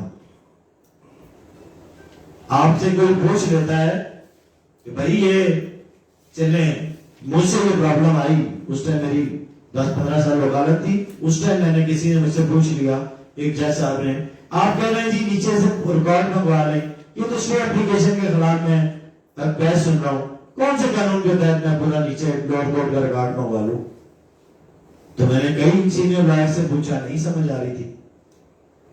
फिर किसी साहब को फोन किया जिससे मैं समझता था, तो मेरी जो रेक्टिफाई हुई, मैं कहता हूं आप लोगों को पता ये चला कि एक्ट सच कहीं लिखा नहीं है, लेकिन जो एप्लीकेशंस में प्रोसीडिंग जो दावे पे अप्लाई करती हैं वो दरखास्त पे हिट करेंगी। अगर आपके दावे पर एचयूडी काटा लगता है तो दरखास्त पे भी एचयूडी काटा लगता है। अब लिखा कहीं नहीं है, लेकिन 1 for 1 पढ़ लेंगे तो आपको ये चीज समझ आ जाएगी। ये आपको बेसिक्स बता रहा है जो आप भूल जाते हैं कि जब आप कहीं जाएंगे उसको कहेंगे जी रिकॉर्ड उठाएगा कौन से, क्योंकि 43 में ऑर्डर 41 में लिखा हुआ है कि आपने लोअर कोर्ट का रिकॉर्ड तलब करना है। 43 में कहीं नहीं लिखा हुआ, मैंने पूरा इसको पढ़ा। फिर जब मैं किस नतीजे पर पहुंचा कि भाई हम तो स्टे के खिलाफ आए हैं, अब ये जज साहब मुझसे पूछ रहे हैं बार बार कि मैं रिकॉर्ड कैसे, कौन से कानून के तहत निचली अदालत से मंगा लूं। फिर पता चला कि 1 for 1 के तहत वही प्रोसीडिंग अप्लाई करेंगी, दरखास्त में भी वही प्रोसीडिंग अप्लाई करेंगे। एक आदमी दरखास्त दे देता है, खारिज हो जाती है, आप कहते हैं जी यहां भी ये बार है, ये नहीं दोबारा दे सकता, वो कहेगा क्या लिखा है, फिर आप उस प्रोविजन पे जाएंगे। ये छोटी छोटी सी चीजें जो डिफिकल्टीज हमने फेस की, अपने तजर्बे से लर्न की, वो मैं चाह रहा हूं आपसे शेयर करूं। अब यही रिवीजन कहां दायर होती है और कैसे दायर होती है, कौन रिवीजन दायर कर सकता है, वही चीजें जो हमने अपील में एनी एग्रीव्ड पार्टी और किस ऑर्डर के खिलाफ, वहां पर यह है रिवीजनल जुरिसडिक्शन में कि कोर्ट के पास जुरिसडिक्शन थी, उसने एक्सरसाइज नहीं की, तो आप क्या करेंगे, रिवीजनल जुरिसडिक्शन में जाएंगे। उसके पास जुरिसडिक्शन थी, वो एक्सीड कर गई कोर्ट, क्या करेंगे, रिवीजन। ये दो चीजें अगर आपको आज समझ आ गई तो समझे आपको रिवीजन का कंसेप्ट क्लियर हो जाएगा कि कोर्ट ने अपनी जुरिसडिक्शन को उसके अंदर थी और उसने एक्सरसाइज नहीं की, या वो एक्सरसाइज करते करते बियॉन्ड निकल गई, कोर्ट एक्सेस चली गई, तो आप रिवीजनल जुरिसडिक्शन में जा सकते हैं। कोर्ट के दो कोर्ट्स के दरमियान मामला होता है। जब हमने वकालत शुरू की तो उन्होंने कहा अगर रिवीजन एडमिट हो जाए तो वो डिसमिसल एंड डिफॉल्ट नहीं होती। तो मैंने बहुत सारे साथियों से पूछा ये क्या बात हुई, अपील हो जाती है, दावा हो जाता है, ये रिवीजन एडमिट होने के बाद डिसमिसल एंड डिफॉल्ट क्यों नहीं होती? उन्होंने कहा भाई ये दो कोर्ट्स के दरमियान मामला है, वो रिवाइजरी जुरिस्डिक्शन एक्सरसाइज कर रहा है, इसलिए ये जजमेंट लॉ था। कहीं लिखा हुआ नहीं मिलेगा आपको, जजमेंट लॉ बदलते रहते हैं। तो उस टाइम उन्होंने हमें कहा कि इसलिए रिवीजन ने वंस एडमिटेड ये डिसमिसल एंड डिफॉल्ट नहीं होगी, क्योंकि लोअर कोर्ट की जो भी प्रोसीडिंग है उसको ये एज ए रिवाइजरी जुरिस्डिक्शन में देख रहा है। तो ये एक रिवीजन का कंसेप्ट था जो छोटा, लेकिन मेरा ख्याल है शायद आप लोगों को कि जुरिस्डिक्शन थी या नहीं थी उसने एक्सरसाइज कर ली, और या वो बियॉन्ड कर गया, या नहीं थी उसने एक्सरसाइज कर ली, एक्सेस ऑफ जुरिस्डिक्शन में चला गया। तो आपने लीगैलिटी बतानी होगी रिवीजन में, आपने इलीगैलिटी फाइंड आउट करनी है। अब आप में से वो साथी जिन्होंने जजमेंट्स पढ़ कर गए होंगे रिवाइजरी जुरिस्डिक्शन पे, जब हम लोगों ने देखा तो उसमें यह था कि रिवीजन में कोई भी ऑर्डर को रिमांड कर देते थे ज्यादा, अब कोर्ट उसको सेट असाइड करती है, सबका रिमांड नहीं भी करती है, क्योंकि judgment law day by day change हो रहा है। तो रिवाइजरी जुरिस्डिक्शन, अब बात आती है रिव्यू की। ये तो आपको समझ आ गई अपील वाली कि हायर फोरम पे होगी, हायर फोरम पे रिवीजन, हायर फोरम पे रिव्यू कहां होगा? वेरी गुड, सेम कोर्ट में। अब देखना यह होता है कि ये रिव्यू जो होता है ये किन ग्राउंड्स पर और कैसे हो सकता है? ये 114 है सीपीसी में, सिविल प्रोसीजर कोड में। वेरी गुड, मिस्टेक नजर आता है अपेंड फ्रॉम रिकॉर्ड ऑर्डर के अंदर। Very good, very good. देखिए यही आपको जब तक आप सारी उम्र वकालत करेंगे यही चीजें आपको बार बार error on floating of record. जब मैंने रट्टा लगाया था ना जी, तो ये आता था कि error on floating of record, जहां आपको नजर आ रहा हो कि जी ये कोर्ट से गलती हो गई है, इसकी जुरिस्डिक्शन ही नहीं थी कि ये केस सुन सकता, इसकी बियॉन्ड जुरिस्डिक्शन था, इसने केस सुन लिया, फैसला दे दिया, अभी कोर्ट की जुरिस्डिक्शन नहीं थी और ये कानून है, तो आप उस ऑर्डर के अगेंस्ट जज साहब को जाकर बता सकते हैं कि सर ये एरर है, फ्लोटिंग ऑन रिकॉर्ड है, ये आपकी जुरिस्डिक्शन ही नहीं थी, ये आपकी पेक्यूनियरी जुरिस्डिक्शन में ही नहीं आता था। कई दफा कोर्ट अज्यूम कर लेती है जुरिस्डिक्शन। तो रिव्यू में आप कोई भी लीगैलिटी, कोई भी एरर उसी जज का, ये ध्यान में रखिएगा कि जो भी हमारे जज साहिबान है, बड़ा मुश्किल होता है रिव्यू में अपने ही आर्डर को खुद ही सेट असाइड करना। तो इसलिए फैक्चुअल कंट्रोवर्सी पर रिव्यू नहीं होते, रिव्यू होगा लॉ पर, एरर पर। आप पॉइंट आउट करेंगे जहां अपील बनती हो और आपने अपील प्रेफर नहीं की, वहां भी आप रिव्यू कर सकते हैं उसी कोर्ट को जाकर। ये जरूरी नहीं कि आप जाकर अपीलेट कोर्ट में वो पॉइंट आउट करेंगे जी अब इतनी बड़ी ग्लेयरिंग मिस्टेक है कि उसका इख्तियार ही नहीं था, उन्हें सुन के फैसला भी कर दिया। तो आप वहां रिव्यू के जरिए उसका कर सकते हैं। अगर जजमेंट में कोई मिस्टेक है, कोई एरर है, वहां 152 है, वो और बात है।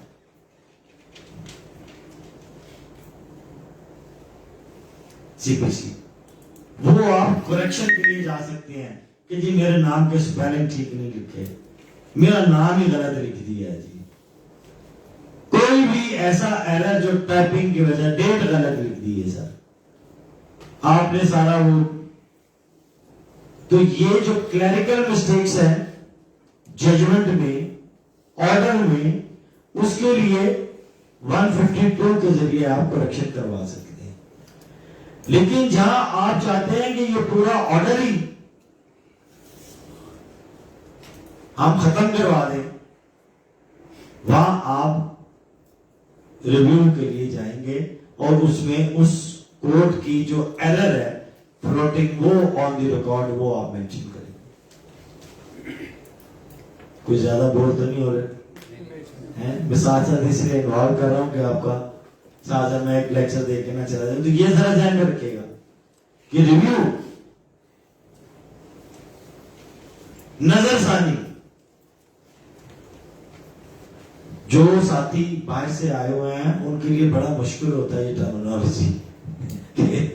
ये नजरसानी क्या है, ये निगरानी क्या है, समझ गए जी? देखिए अपील तो चले अपील है, लेकिन ये नजरसानी और निगरानी, उर्दू में नजरसानी रिव्यू, नजर कहते हैं आई, नजर सानी दूसरी दफा नजर डालना, ये हो गया रिव्यू। निगरानी निगरान से है, जो आपके ऊपर रिविजनल जुरिस्डिक्शन। अब जहां तो फर्स्ट अपील लाई करती है और सेकंड अपील भी लाई करती है। अब कई जगह पर सेकंड अपील लाई नहीं करती, तो क्या करेंगे? एनीवन? Very good. वहां आप निगरानी दायर करेंगे। फर्स्ट अपील में अगर आपका नहीं बना, आप चले गए डिस्ट्रिक्ट जज के पास और डिस्ट्रिक्ट जज साहब ने भी आपकी नहीं मानी,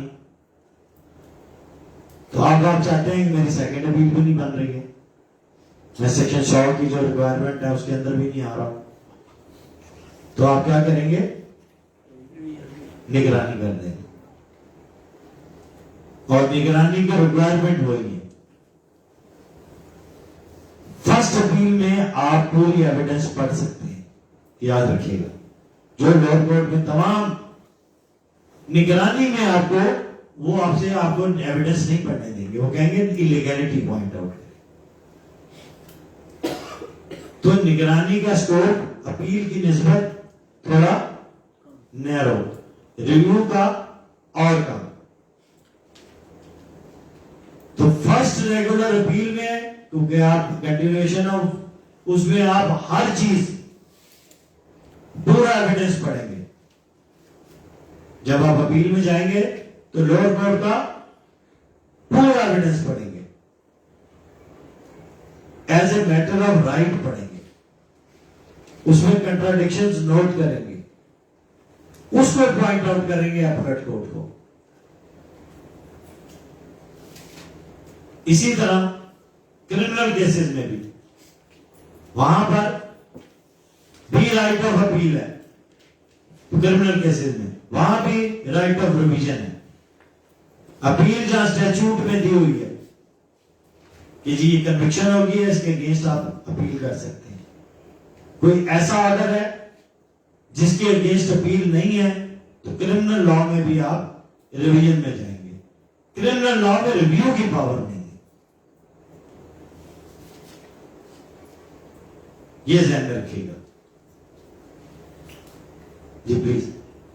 अपील आपने फरमाया कि अपील जब अपीलेट कोर्ट जो होती है वो फाइनल एडजुडिकेशन कर देती है, डिसाइड कर देती है। ऐसा रिवीजन पे कोर्ट डिसाइड करेगी या डायरेक्ट करेगी उस कोर्ट को जिसने ट्रायल किया है कि आपने एक्सेस ऑफ ज्यूरिसडिक्शन किया है या लैक ऑफ ज्यूरिसडिक्शन है, तो क्या वो खुद से डिसाइड करेगी या जिस कोर्ट ने ट्रायल किया उसको डायरेक्ट करेगी? बहुत अच्छा क्वेश्चन किया आपने, बहुत ही अच्छा। ये जब हमने वकालत का आगाज मैंने अपने दौर में जब देखा, तो उस जमाने में भी जो जज मेड लॉ बन रहा था, हमें ये बताया गया कि रिवीजन्स में कोर्ट सेट असाइड नहीं करती होती, बिल्कुल वो अपना व्यू देने से उस कोर्ट को ज्यादा रिमांड करती हैं। लेकिन बाद में 90s के बाद की आपको जितनी जजमेंट्स मिलेंगी, क्योंकि कोर्ट के पास इख्तियार तो है कि एडवाइजरी जुरिसडिक्शन में बैठी हुई है, वो कर सकती है सेट असाइड। तो जो क्लासिक लॉ था पुराना, अगर आप प्रीवी काउंसिल वगैरह देखें, जजमेंट्स देखें, उनकी रिवीजन जुरिसडिक्शन में देखें, वो ऑर्डर को रिमांड बैक करके कहते थे आप ये काम कर लें। अब तो उसके बाद की जब 90s के बाद या 80s के बाद की जजमेंट्स जो भी आप पढ़ेंगे वहां आप देखेंगे कि रिवाइजरी जुरिस्डिक्शन में कोर्ट ने पूरे ऑर्डर सेटिस्फाइड किए। तो ये कोर्ट की जुरिस्डिक्शन है, इनहेरेंट जुरिस्डिक्शन है, वो खुद भी कर सकती है, अग्रीड पार्टी भी ले जा सकती है। अब ये जिस तरह मैंने आपको कहा कि ये क्लासिक लॉ चला आ रहा था कि जी रीजन आफ्टर एडमिशन जो है खारिज नहीं होगी, लेकिन एक जज साहब चीफ जस्टिस आए, उन्होंने ऑर्डर इसको कहा ये क्या बात हुई, वकील आना ही नहीं, उनमें लाके बैठा रहा। एग्जीक्यूशन में ही है। तो जजेस जिस तरह जब हमने नई वकालत शुरू की तो मैंने कहा कि जी फैमिली कोर्ट में तो राइट डिफेंस 8-10 का इख्तियार ही नहीं है। ऑर्डर 8, 2, 10 आपको पता है ना कि उसके तहत जब जवाब दावा आप 1, 2, 4 तारीखों पे नहीं दे रहे तो सिविल कोर्ट के पास राइट है कि आपका राइट स्ट्रक ऑफ कर दे। फैमिली कोर्ट में नहीं लिखा हुआ। तो जब किसी से पूछा उन्होंने कहा जजमेंट है पढ़ो जाकर। मैंने जब लॉ देखा उन्होंने कहा जज साहब बैठे रहे कि भाई वहां मेरे पास इख्तियार नहीं है, वो अपना राइट एक्सरसाइज करेगा ना, कितने मौके दे देगा आपको। फैमिली कोर्ट में 17(3) जो सीपीसी में है कि जब आप एविडेंस नहीं लेकर आते तो कोर्ट क्या करती है, ये लिख लो, ये टर्म बार बार आएंगी 8, 10, 17(3). ये सिविल के लॉयर्स के लिए ये ऐसी टर्मिनोलॉजी है, ये 2 दिन जिस तरह ये लोग नंबर याद नहीं कर लेते। 17(3) वो कहते हैं ये एविडेंस क्लोज हुई है इसलिए। अब किसी का दावा, अब कोई खातून यूके से यहाँ बयान देने आ रही है, उसकी फ्लाइट डिले हो गई है, 3 वकील साहब मौके ले चुके हैं, वो नहीं एविडेंस के लिए पहुंची, करोड़ों का मामला है, कोर्ट ने 17(3) लगाएगी, खारिज कर देगी दावा, तो वो अपील में चले जाएंगे। इसलिए 17(3) रख ले कि जहां पर एविडेंस के लिए या किसी भी काम के लिए कोर्ट ने मुकर्रर किया और आपने वो काम नहीं किया तो court is empowered under order 17 rule 3 कि वो आपका राइट ऑफ एविडेंस क्लोज कर दे। वकील साहब हैं, वो हर तारीख पर जरा के लिए टाइम ले लेते हैं कि आज मैं हाई कोर्ट हूं, अगली डेट पे कहते हैं मैं सुप्रीम कोर्ट हूं, फिर कहते हैं जी मेरा फलां हो गया था, आज मेरे पास ये नहीं है, कोई बहाना। अब ये लॉ महदूद नहीं है, कोर्ट कहती है ये क्रॉस एग्जामिन कर ही नहीं रहा, तो आपकी अवेलेबिलिटी ना होने की वजह से कोर्ट क्या करेगी, राइट को जरा ऊंचा बोले, कौन से प्रोविजन के तहत करेगी, ऑर्डर 17 रूल 3। तो ये जब आपको पता होगा तो आप सीनियर से सीनियर लॉयर के अगेंस्ट में खड़े हो सकते हैं कि नहीं सर। मैंने अभी रिसेंटली एक जजमेंट देखी, उसमें था कि court is empowered on the first date of hearing कि वो 17(3) लगा सकती है। देखिए पहला मौका है, हम जाके कहते हैं जी आज शहादत नहीं है, सीनियर ने मुझे भेज दिया कि जाओ जाके तारीख ले आओ, जिस तरह आपके साथ अक्सर होगा कि जाओ जाके तारीख ले आओ। तो मैंने जब वकालत शुरू की तो शुरू में किसी ने कहा कि शेख साहब क्या करते हो, मैंने कहा जी क्या करना है, जाते हैं जाके तारीख ले आते हैं। बिल्कुल जी भाई जो आपने बोला है बीडीसी डेट कलेक्टर, क्योंकि यंग लॉयर को तो सीनियर भेजता ही इसीलिए कि जाए जाके डेट लें। अब जब वो डेट नहीं दे रहा तो कोर्ट इज एम्पावर्ड, अगर आप हैं दूसरी तरफ से आप क्या कहेंगे कि सर क्या अप्लाई करते हैं, एग्जैक्टली तो आपकी जज के आगे भी आपकी थोड़ी सी हो जाएगी, यार इसको कानून पता है कि ये कह रहा है कि 17(3) लगा दे, एविडेंस क्लोज कर दे। इसी तरह 8-10 कि 30 डेज में जवाब दावा देना मैंडेटरी है। हर डेट पे वकील साहब तारीख मांग रहे हैं, कहते हैं जी आज बिजली नहीं थी, आज फ्री हो गया, आज मैं जवाब दावा नहीं लिख सका, आज मेरा ये था। तो जहां 30 दिन गुजर गए वहां पर आप क्या करेंगे? जज को क्या कहेंगे? सर ये जवाब नहीं दे रहे, इन पर क्या लगाए? 8-10 जवाब दावे के लिए 8-10। इसको कहते हैं राइट ऑफ डिफेंस, इनका स्टक ऑफ करते हैं। रिटर्न स्टेटमेंट का इनका राइट 30 डेज है। ये जैसे ही 17 दिन, ये 30 दिन को कर रहे हो जाए, क्योंकि आप नया नया कोर्ट जाना शुरू करेंगे तो कॉन्फिडेंस के साथ कहें कि सर 30 डेज पूरे हो गए, नो एक्सप्लेनेशन। इनको एक मौका मिल गया और ये जजमेंट है। लेकिन सर सुपीरियर कोर्ट की ये भी जजमेंट है, जिस तरह प्रिंसिपल ऑफ नेचुरल जस्टिस है, जी जी, a person cannot be condemned unheard, or a person cannot be judge of his own case, a person must give opportunity। तो सुप्रीम कोर्ट ने sir ये भी नोट किया कि अगर किसी स्टैट्यूट के अंदर ये नहीं लिखा हुआ, जिसमें आपने नोटिस वाली बात फरमाई, तो कोर्ट कहती है कि भी प्रज्यूम कि उसके अंदर नेचुरल जस्टिस के प्रिंसिपल इनकॉर्पोरेटेड है, आप you must give a chance of the other person. तो वहाँ तो एक बड़ी अच्छी मैं जजमेंट पढ़ रहा था, उसमें एक अंग्रेज कहता है कि I have learn this from a very learned person, कि जब अल्लाह ताला ने शैतान से कहा कि तुम आदम को सजदा करो, उसने कहा मैं सजदा नहीं करता, तो almighty Allah was why you should not go before the Adam. तो सेब जब आदम से कहा कि इसका फल ना खाना, तो उसने खा लिया, तो अल्लाह ताला ने पूछा कि आपने ये फल क्यों खाया? तो आगे से इंग्लिश जूरिस्प्रूडेंस लिखता है, वो कहता है देखिए almighty Allah have also given a chance of explanation to the devil and also Adam. उनको भी सफाई का मौका दिया, सुनने के बाद फिर उनको कंडेम किया। तो ये कहता है कि अगर किसी स्टैट्यूट के अंदर प्रिंसिपल ऑफ नेचुरल जस्टिस नहीं में लिखे हुए, it will be presumed that it will be incorporated in the statute. तो मेरे ख्याल में सर इस हिसाब से ये टाइम देते रहते हैं। जी बिल्कुल सही कहा आपने, और ये बड़ी अच्छी बात आपने की, लिटरेरी बात है। लेकिन हमारे यहाँ ये जो आपने अभी बात की ना, nobody should be condemned unheard, बॉडी अल्टर पार्टन, ये अक्सर आप अपील में भी लिखते हैं, हमें सुना नहीं गया, हमें राइट नहीं दिया गया। हमें जो मैं आपको बात बता रहा हूँ वो एक स्पेसिफिकली कि जहां आपको किसी ने वकील एंगेज कर लिया, आपने वकालतनामा दे दिया, अब राइट ऑफ ऑडियंस आपको मिल गया, अब वकील साहब उसे डिले कर रहे हैं। देखिए राइट तो आपके पास था 30 दिनों में जवाब देने का, अगर आप टेक्निकली नाकाम हुए तो उन्होंने आपको मौका तो दिया 30 डेज का। बात समझिएगा। इसी तरह आपको right to produce evidence court ने अलाउ किया, सफिशिएंट अपॉर्चुनिटी दी।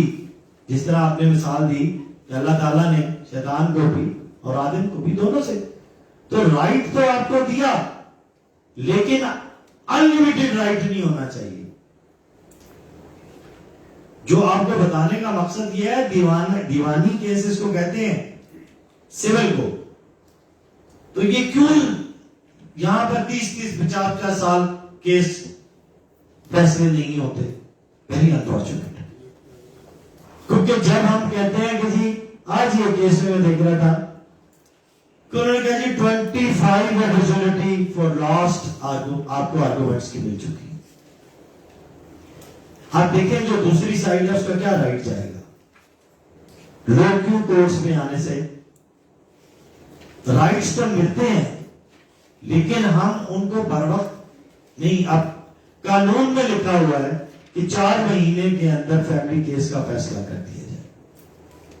मुझे बता दें, आप में से बहुत सारे लॉयर, किसी 4 महीने में फैसला होता है? नोटिस नहीं पूरे होते। एग्जैक्टली। कानून में उन्होंने लिख दिया कि जनाब ये मॉडर्न डिवाइसेस के जरिए आप सर्विस करा सकते हैं।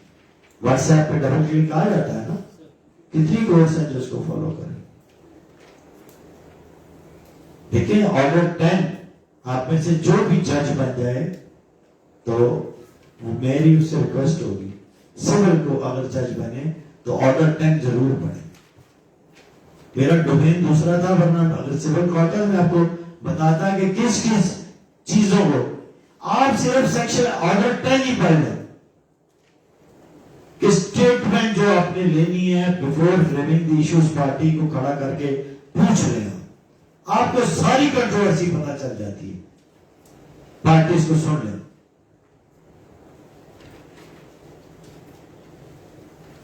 देखें, हमारे यहां प्रॉब्लम यह है कि राइट तो हम दे देते हैं लोगों को, लोग एक्सरसाइज उसको इस तरह कर रहे हैं।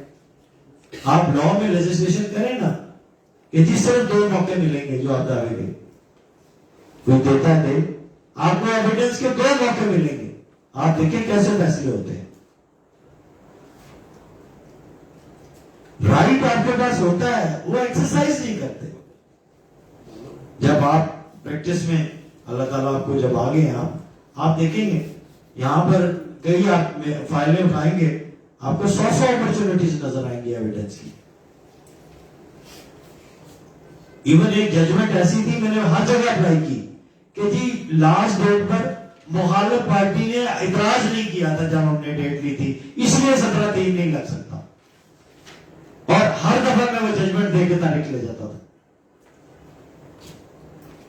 लॉ में लकूनास हैं, इनको कि जब आप कीजिए तो इसलिए कि हमारा डोमेन डिफरेंट है, वरना इसके ऊपर रखें आपकी लॉ कैसे जल्दी आपको फैसले मिल जाए, अपील कैसे डिसाइड हो जाए जल्दी। अभी रिसेंटली मेरी एक अपील डिसाइड हुई है इस्लामाबाद हाई कोर्ट से, 89 में वो सूट दायर हुआ था, 96 से अपील पेंडिंग थी।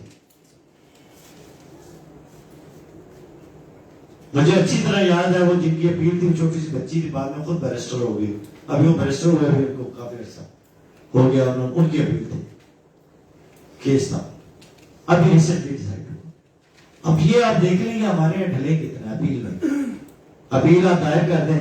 अभी इस्लामाबाद हाईकोर्ट में 2014 और 15 की अपीलें उन्होंने उसको रेड काज लिस्ट में, ये भी नोट कर लें, ये जो आपको हाई कोर्ट में आप जाएंगे अपने सीनियर के साथ, जो रेड कलर की लिस्ट में आपको अपील नजर आएगी आरएफए, वो केसेस हैं जो 2014 और 15 से रिलेटेड।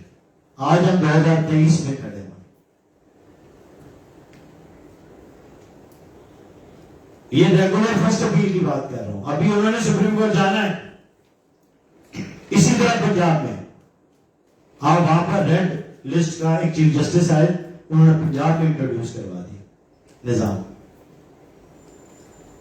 जब भी आप रेड काज लिस्ट देखें आप समझ गए ओल्ड केस है, और उसमें नीचे लिखा होता है कि आपको एडजमेंट नहीं दी जाएगी, लेकिन फिर वो एडजमेंट मिल जाते हैं, क्योंकि वो आप वाली बात कि आप कहते हैं कि चलें, जब आप जज होंगे आप कहते हैं चलें इनको राइट ऑफ हियरिंग तो इनका राइट है ना, दे दो। अगर वकील साहब सुप्रीम कोर्ट में है तो हाई कोर्ट कहती है चलें मौका दे देते हैं, कोई ना कोई रीजन जरूर होती है। बाकी केस को जो सिविल में जब आप प्रैक्टिस करेंगे आपको 1000 अपॉर्चुनिटीज ऐसी नजर आएंगी, 1000।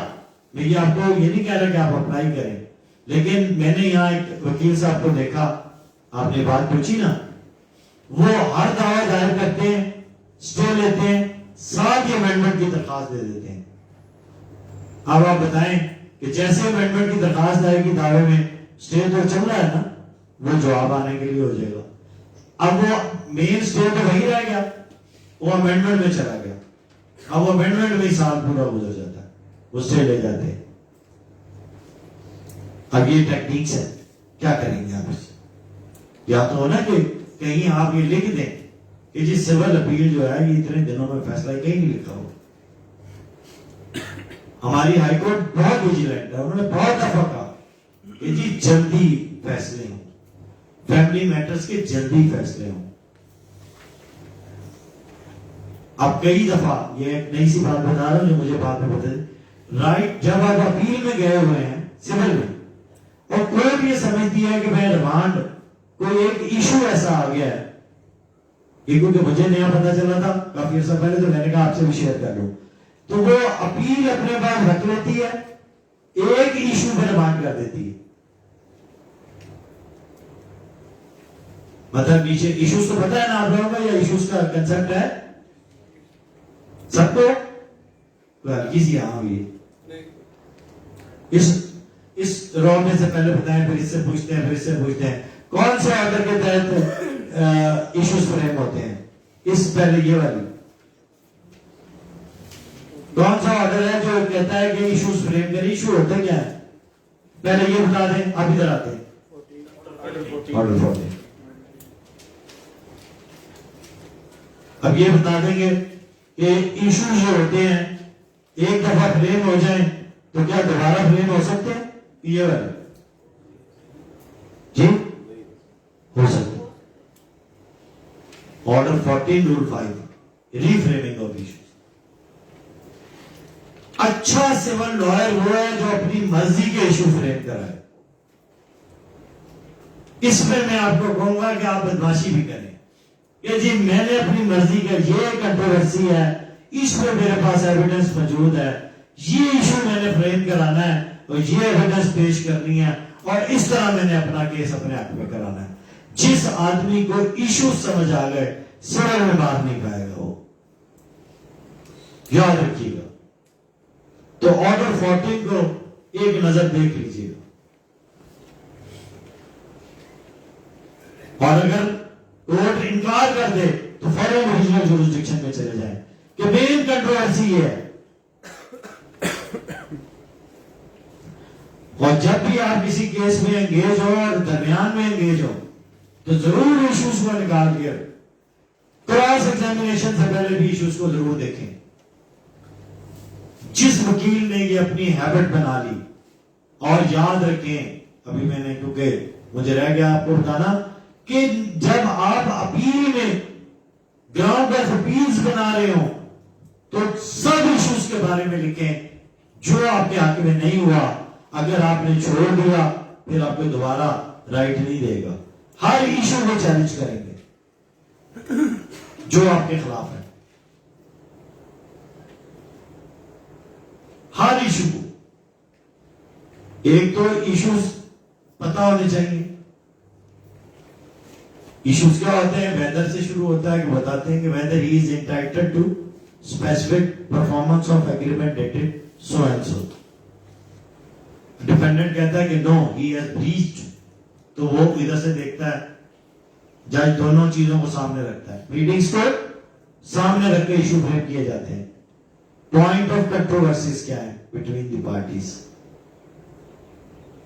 सिविल में बहुत इंपॉर्टेंट है। फौजदारी में इसको चार्ज फ्रेम होता है फौजदारी में, क्रिमिनल में, कि आपके ऊपर आपने मोटका फला फला फला बाबा कितने थे ये जुर्म सरजद किया, वहां फ्रेमिंग ऑफ चार्ज है।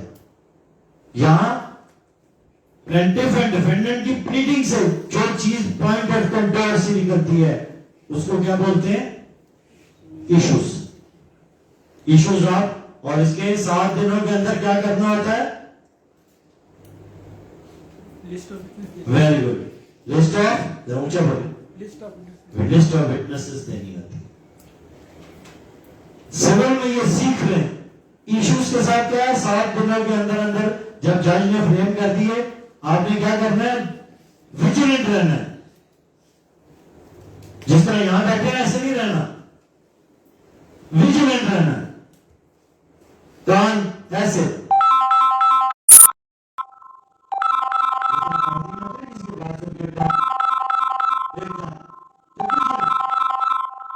जैसे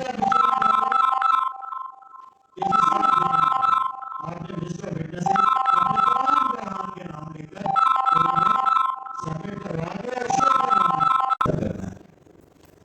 इसलिए ऑर्डर 16 की बेसिक रिक्वायरमेंट है 14 के बाद कि after framing issues with in 7 days you must file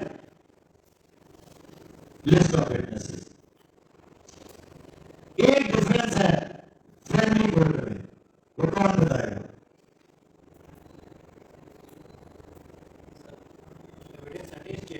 very good. वहां पर आपने इश्यूज का इंतजार नहीं करना फैमिली कोर्ट में। वहां डेजोल्यूशन का दावा हो, डायरी का दावा हो, अफेयर का दावा हो, मेंटेनेंस का दावा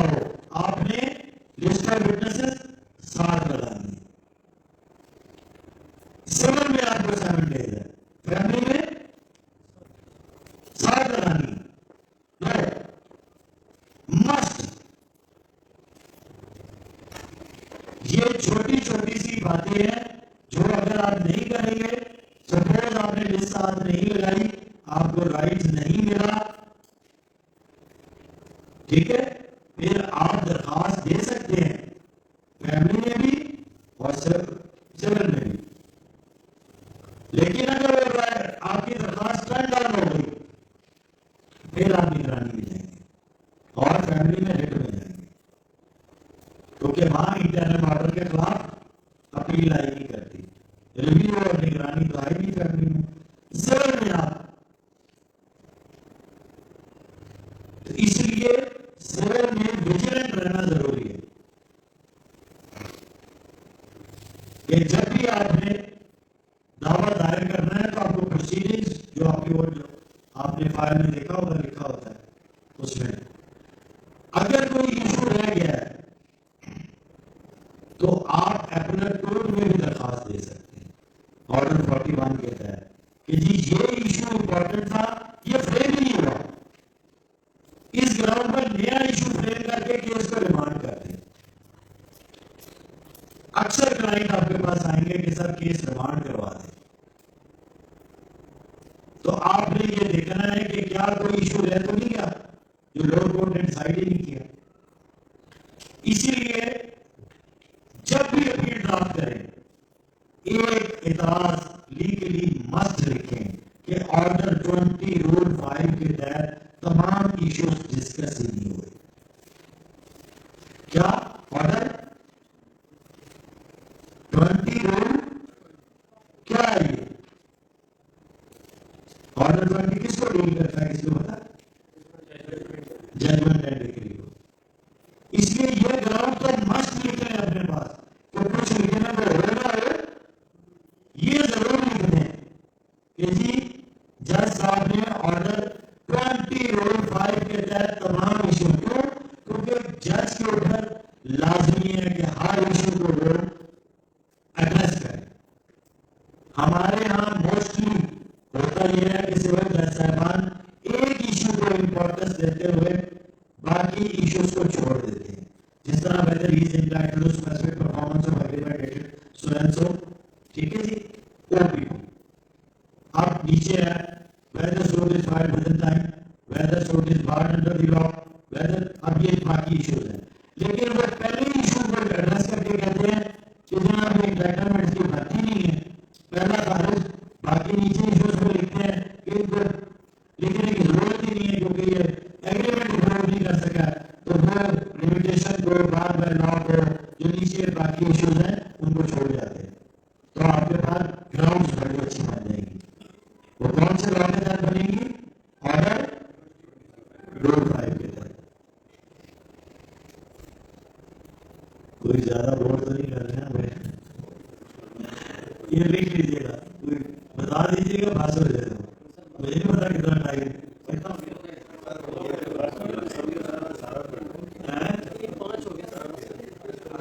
ठीक है, किसी का कोई क्वेश्चन किसी इससे रिलेटेड किसी और रिलेटेड, मैं इसलिए आपसे पूछ रहा हूँ कि जब तक इन्वॉल्वमेंट रहेगा दिलचस्पी से, थोड़ा भी आप करने आपको याद रह जाएगा। ये जरूर रखिए कि खुशी के साथ जितना थोड़ा करें। मैंने आपको बताया एक जजमेंट, एक हमारी कुलीग है, उनको मैंने कहा कि एमपी में अच्छी लॉयर बनना है, अल्लाह ने उनको हाईकोर्ट का जज बनाया। मैंने सर ये बोला था कि आपने एक जजमेंट रोज पढ़नी है। उन्होंने 15 दिन सिर्फ अपना, अल्लाह ताला ने, तो उनको एक यहां से समझ आई।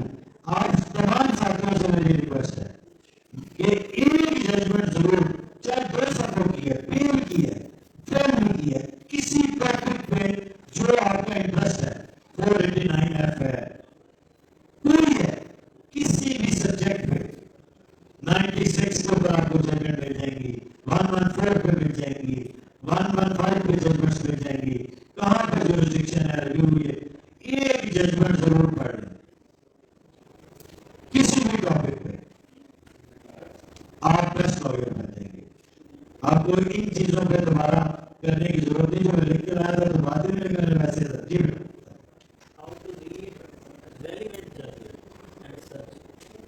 देखिए जी, अब आप लोगों के लिए जिस जनरेशन से आप हैं बहुत ज्यादा आज किसी ने मुझसे पूछा, हमें आ रहा था कि resolution of marriage on the grounds of non maintenance.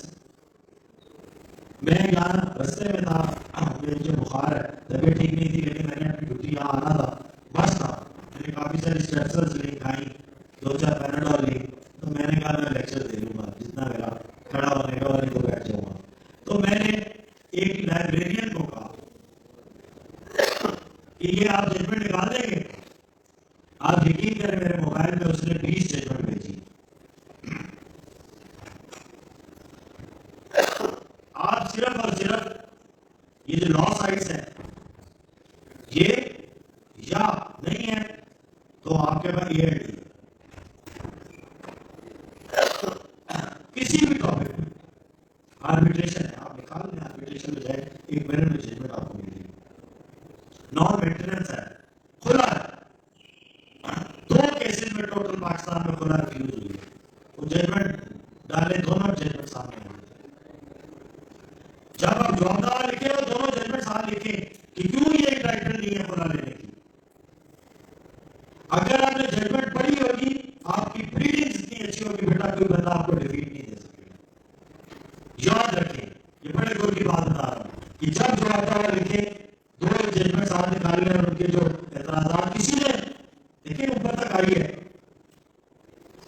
क्यों मेंटेनेबल नहीं है। आप याद रखें, हर आदमी आप कहता है she is not entitled to, तो क्यों नहीं है? आप लिखिए शी इज नाशिदा, ये डिसोबीडिएंट वाइफ है, she is not entitled to maintenance. Disobedient wife, यहां अक्सर लोग नाशिदा का वर्ड यूज करते हैं, अरबिक टर्म है, नाफरमान बीवी। अब आप लिखेंगे नाशिदा है, नाफरमान है, डिसोबीडिएंट है, जवाब में लिखा होगा तो, वरना तो शी इज एंटाइटल्ड। मेरी बात समझ गए आप?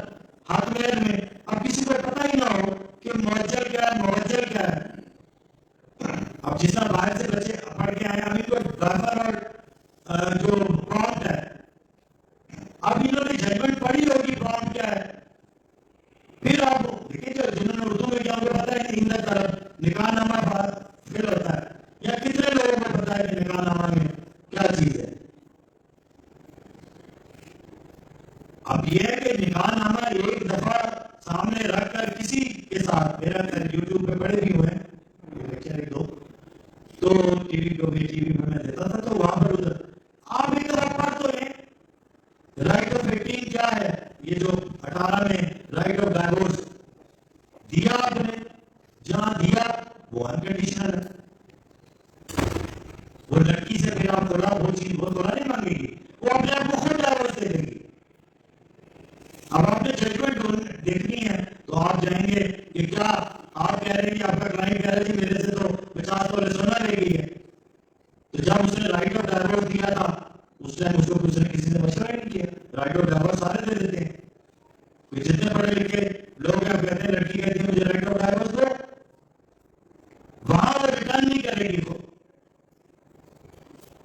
अब आप जब जजमेंट ढूंढने जाएंगे आपको जजमेंट ही नहीं मिलेगी, खुला भी आपको मिल जाएगी। सेक्शन 10 और 4 लिखेंगे आप, उसमें डालेंगे नेट पर, आपको फौरन 100 जजमेंट आ जाएगी नीचे। मेंटेनेंस में आप लिखेंगे कि मैं फादर इज नॉट, वैसे तो कानून यह है कि बाप लाजमी देगा। अब जब वो कुछ लिखेंगे कि नहीं, कहां रिफ्यूज हुआ है, वो जजमेंट आपको 2-4 डिस्टिंग्विश आ जाएंगी। कहां स्पेसिफिक परफॉर्मेंस रिफ्यूज हुई है, वो फौरन सेक्शन की तरफ जाएगा, कट जा आपको बता देगा कंप्यूटर। लेकिन जब आपने खुद ढूंढनी है, वहां आपने उस सेक्शन के नीचे लिखी हुई कमेंट्री पढ़नी है, वहां से आपको जजमेंट्स मिलनी शुरू हो जाएंगी। सिर्फ 1 घंटा एक केस पे, मेरा नहीं ख्याल 1 घंटा ज्यादा कोई जजमेंट जाती है, लेकिन अगर आज जिस तरह आज आप संडे आपका दिन है, किसी टॉपिक पे एक जजमेंट पढ़ लें। Thank you Verma ji, thank you very much.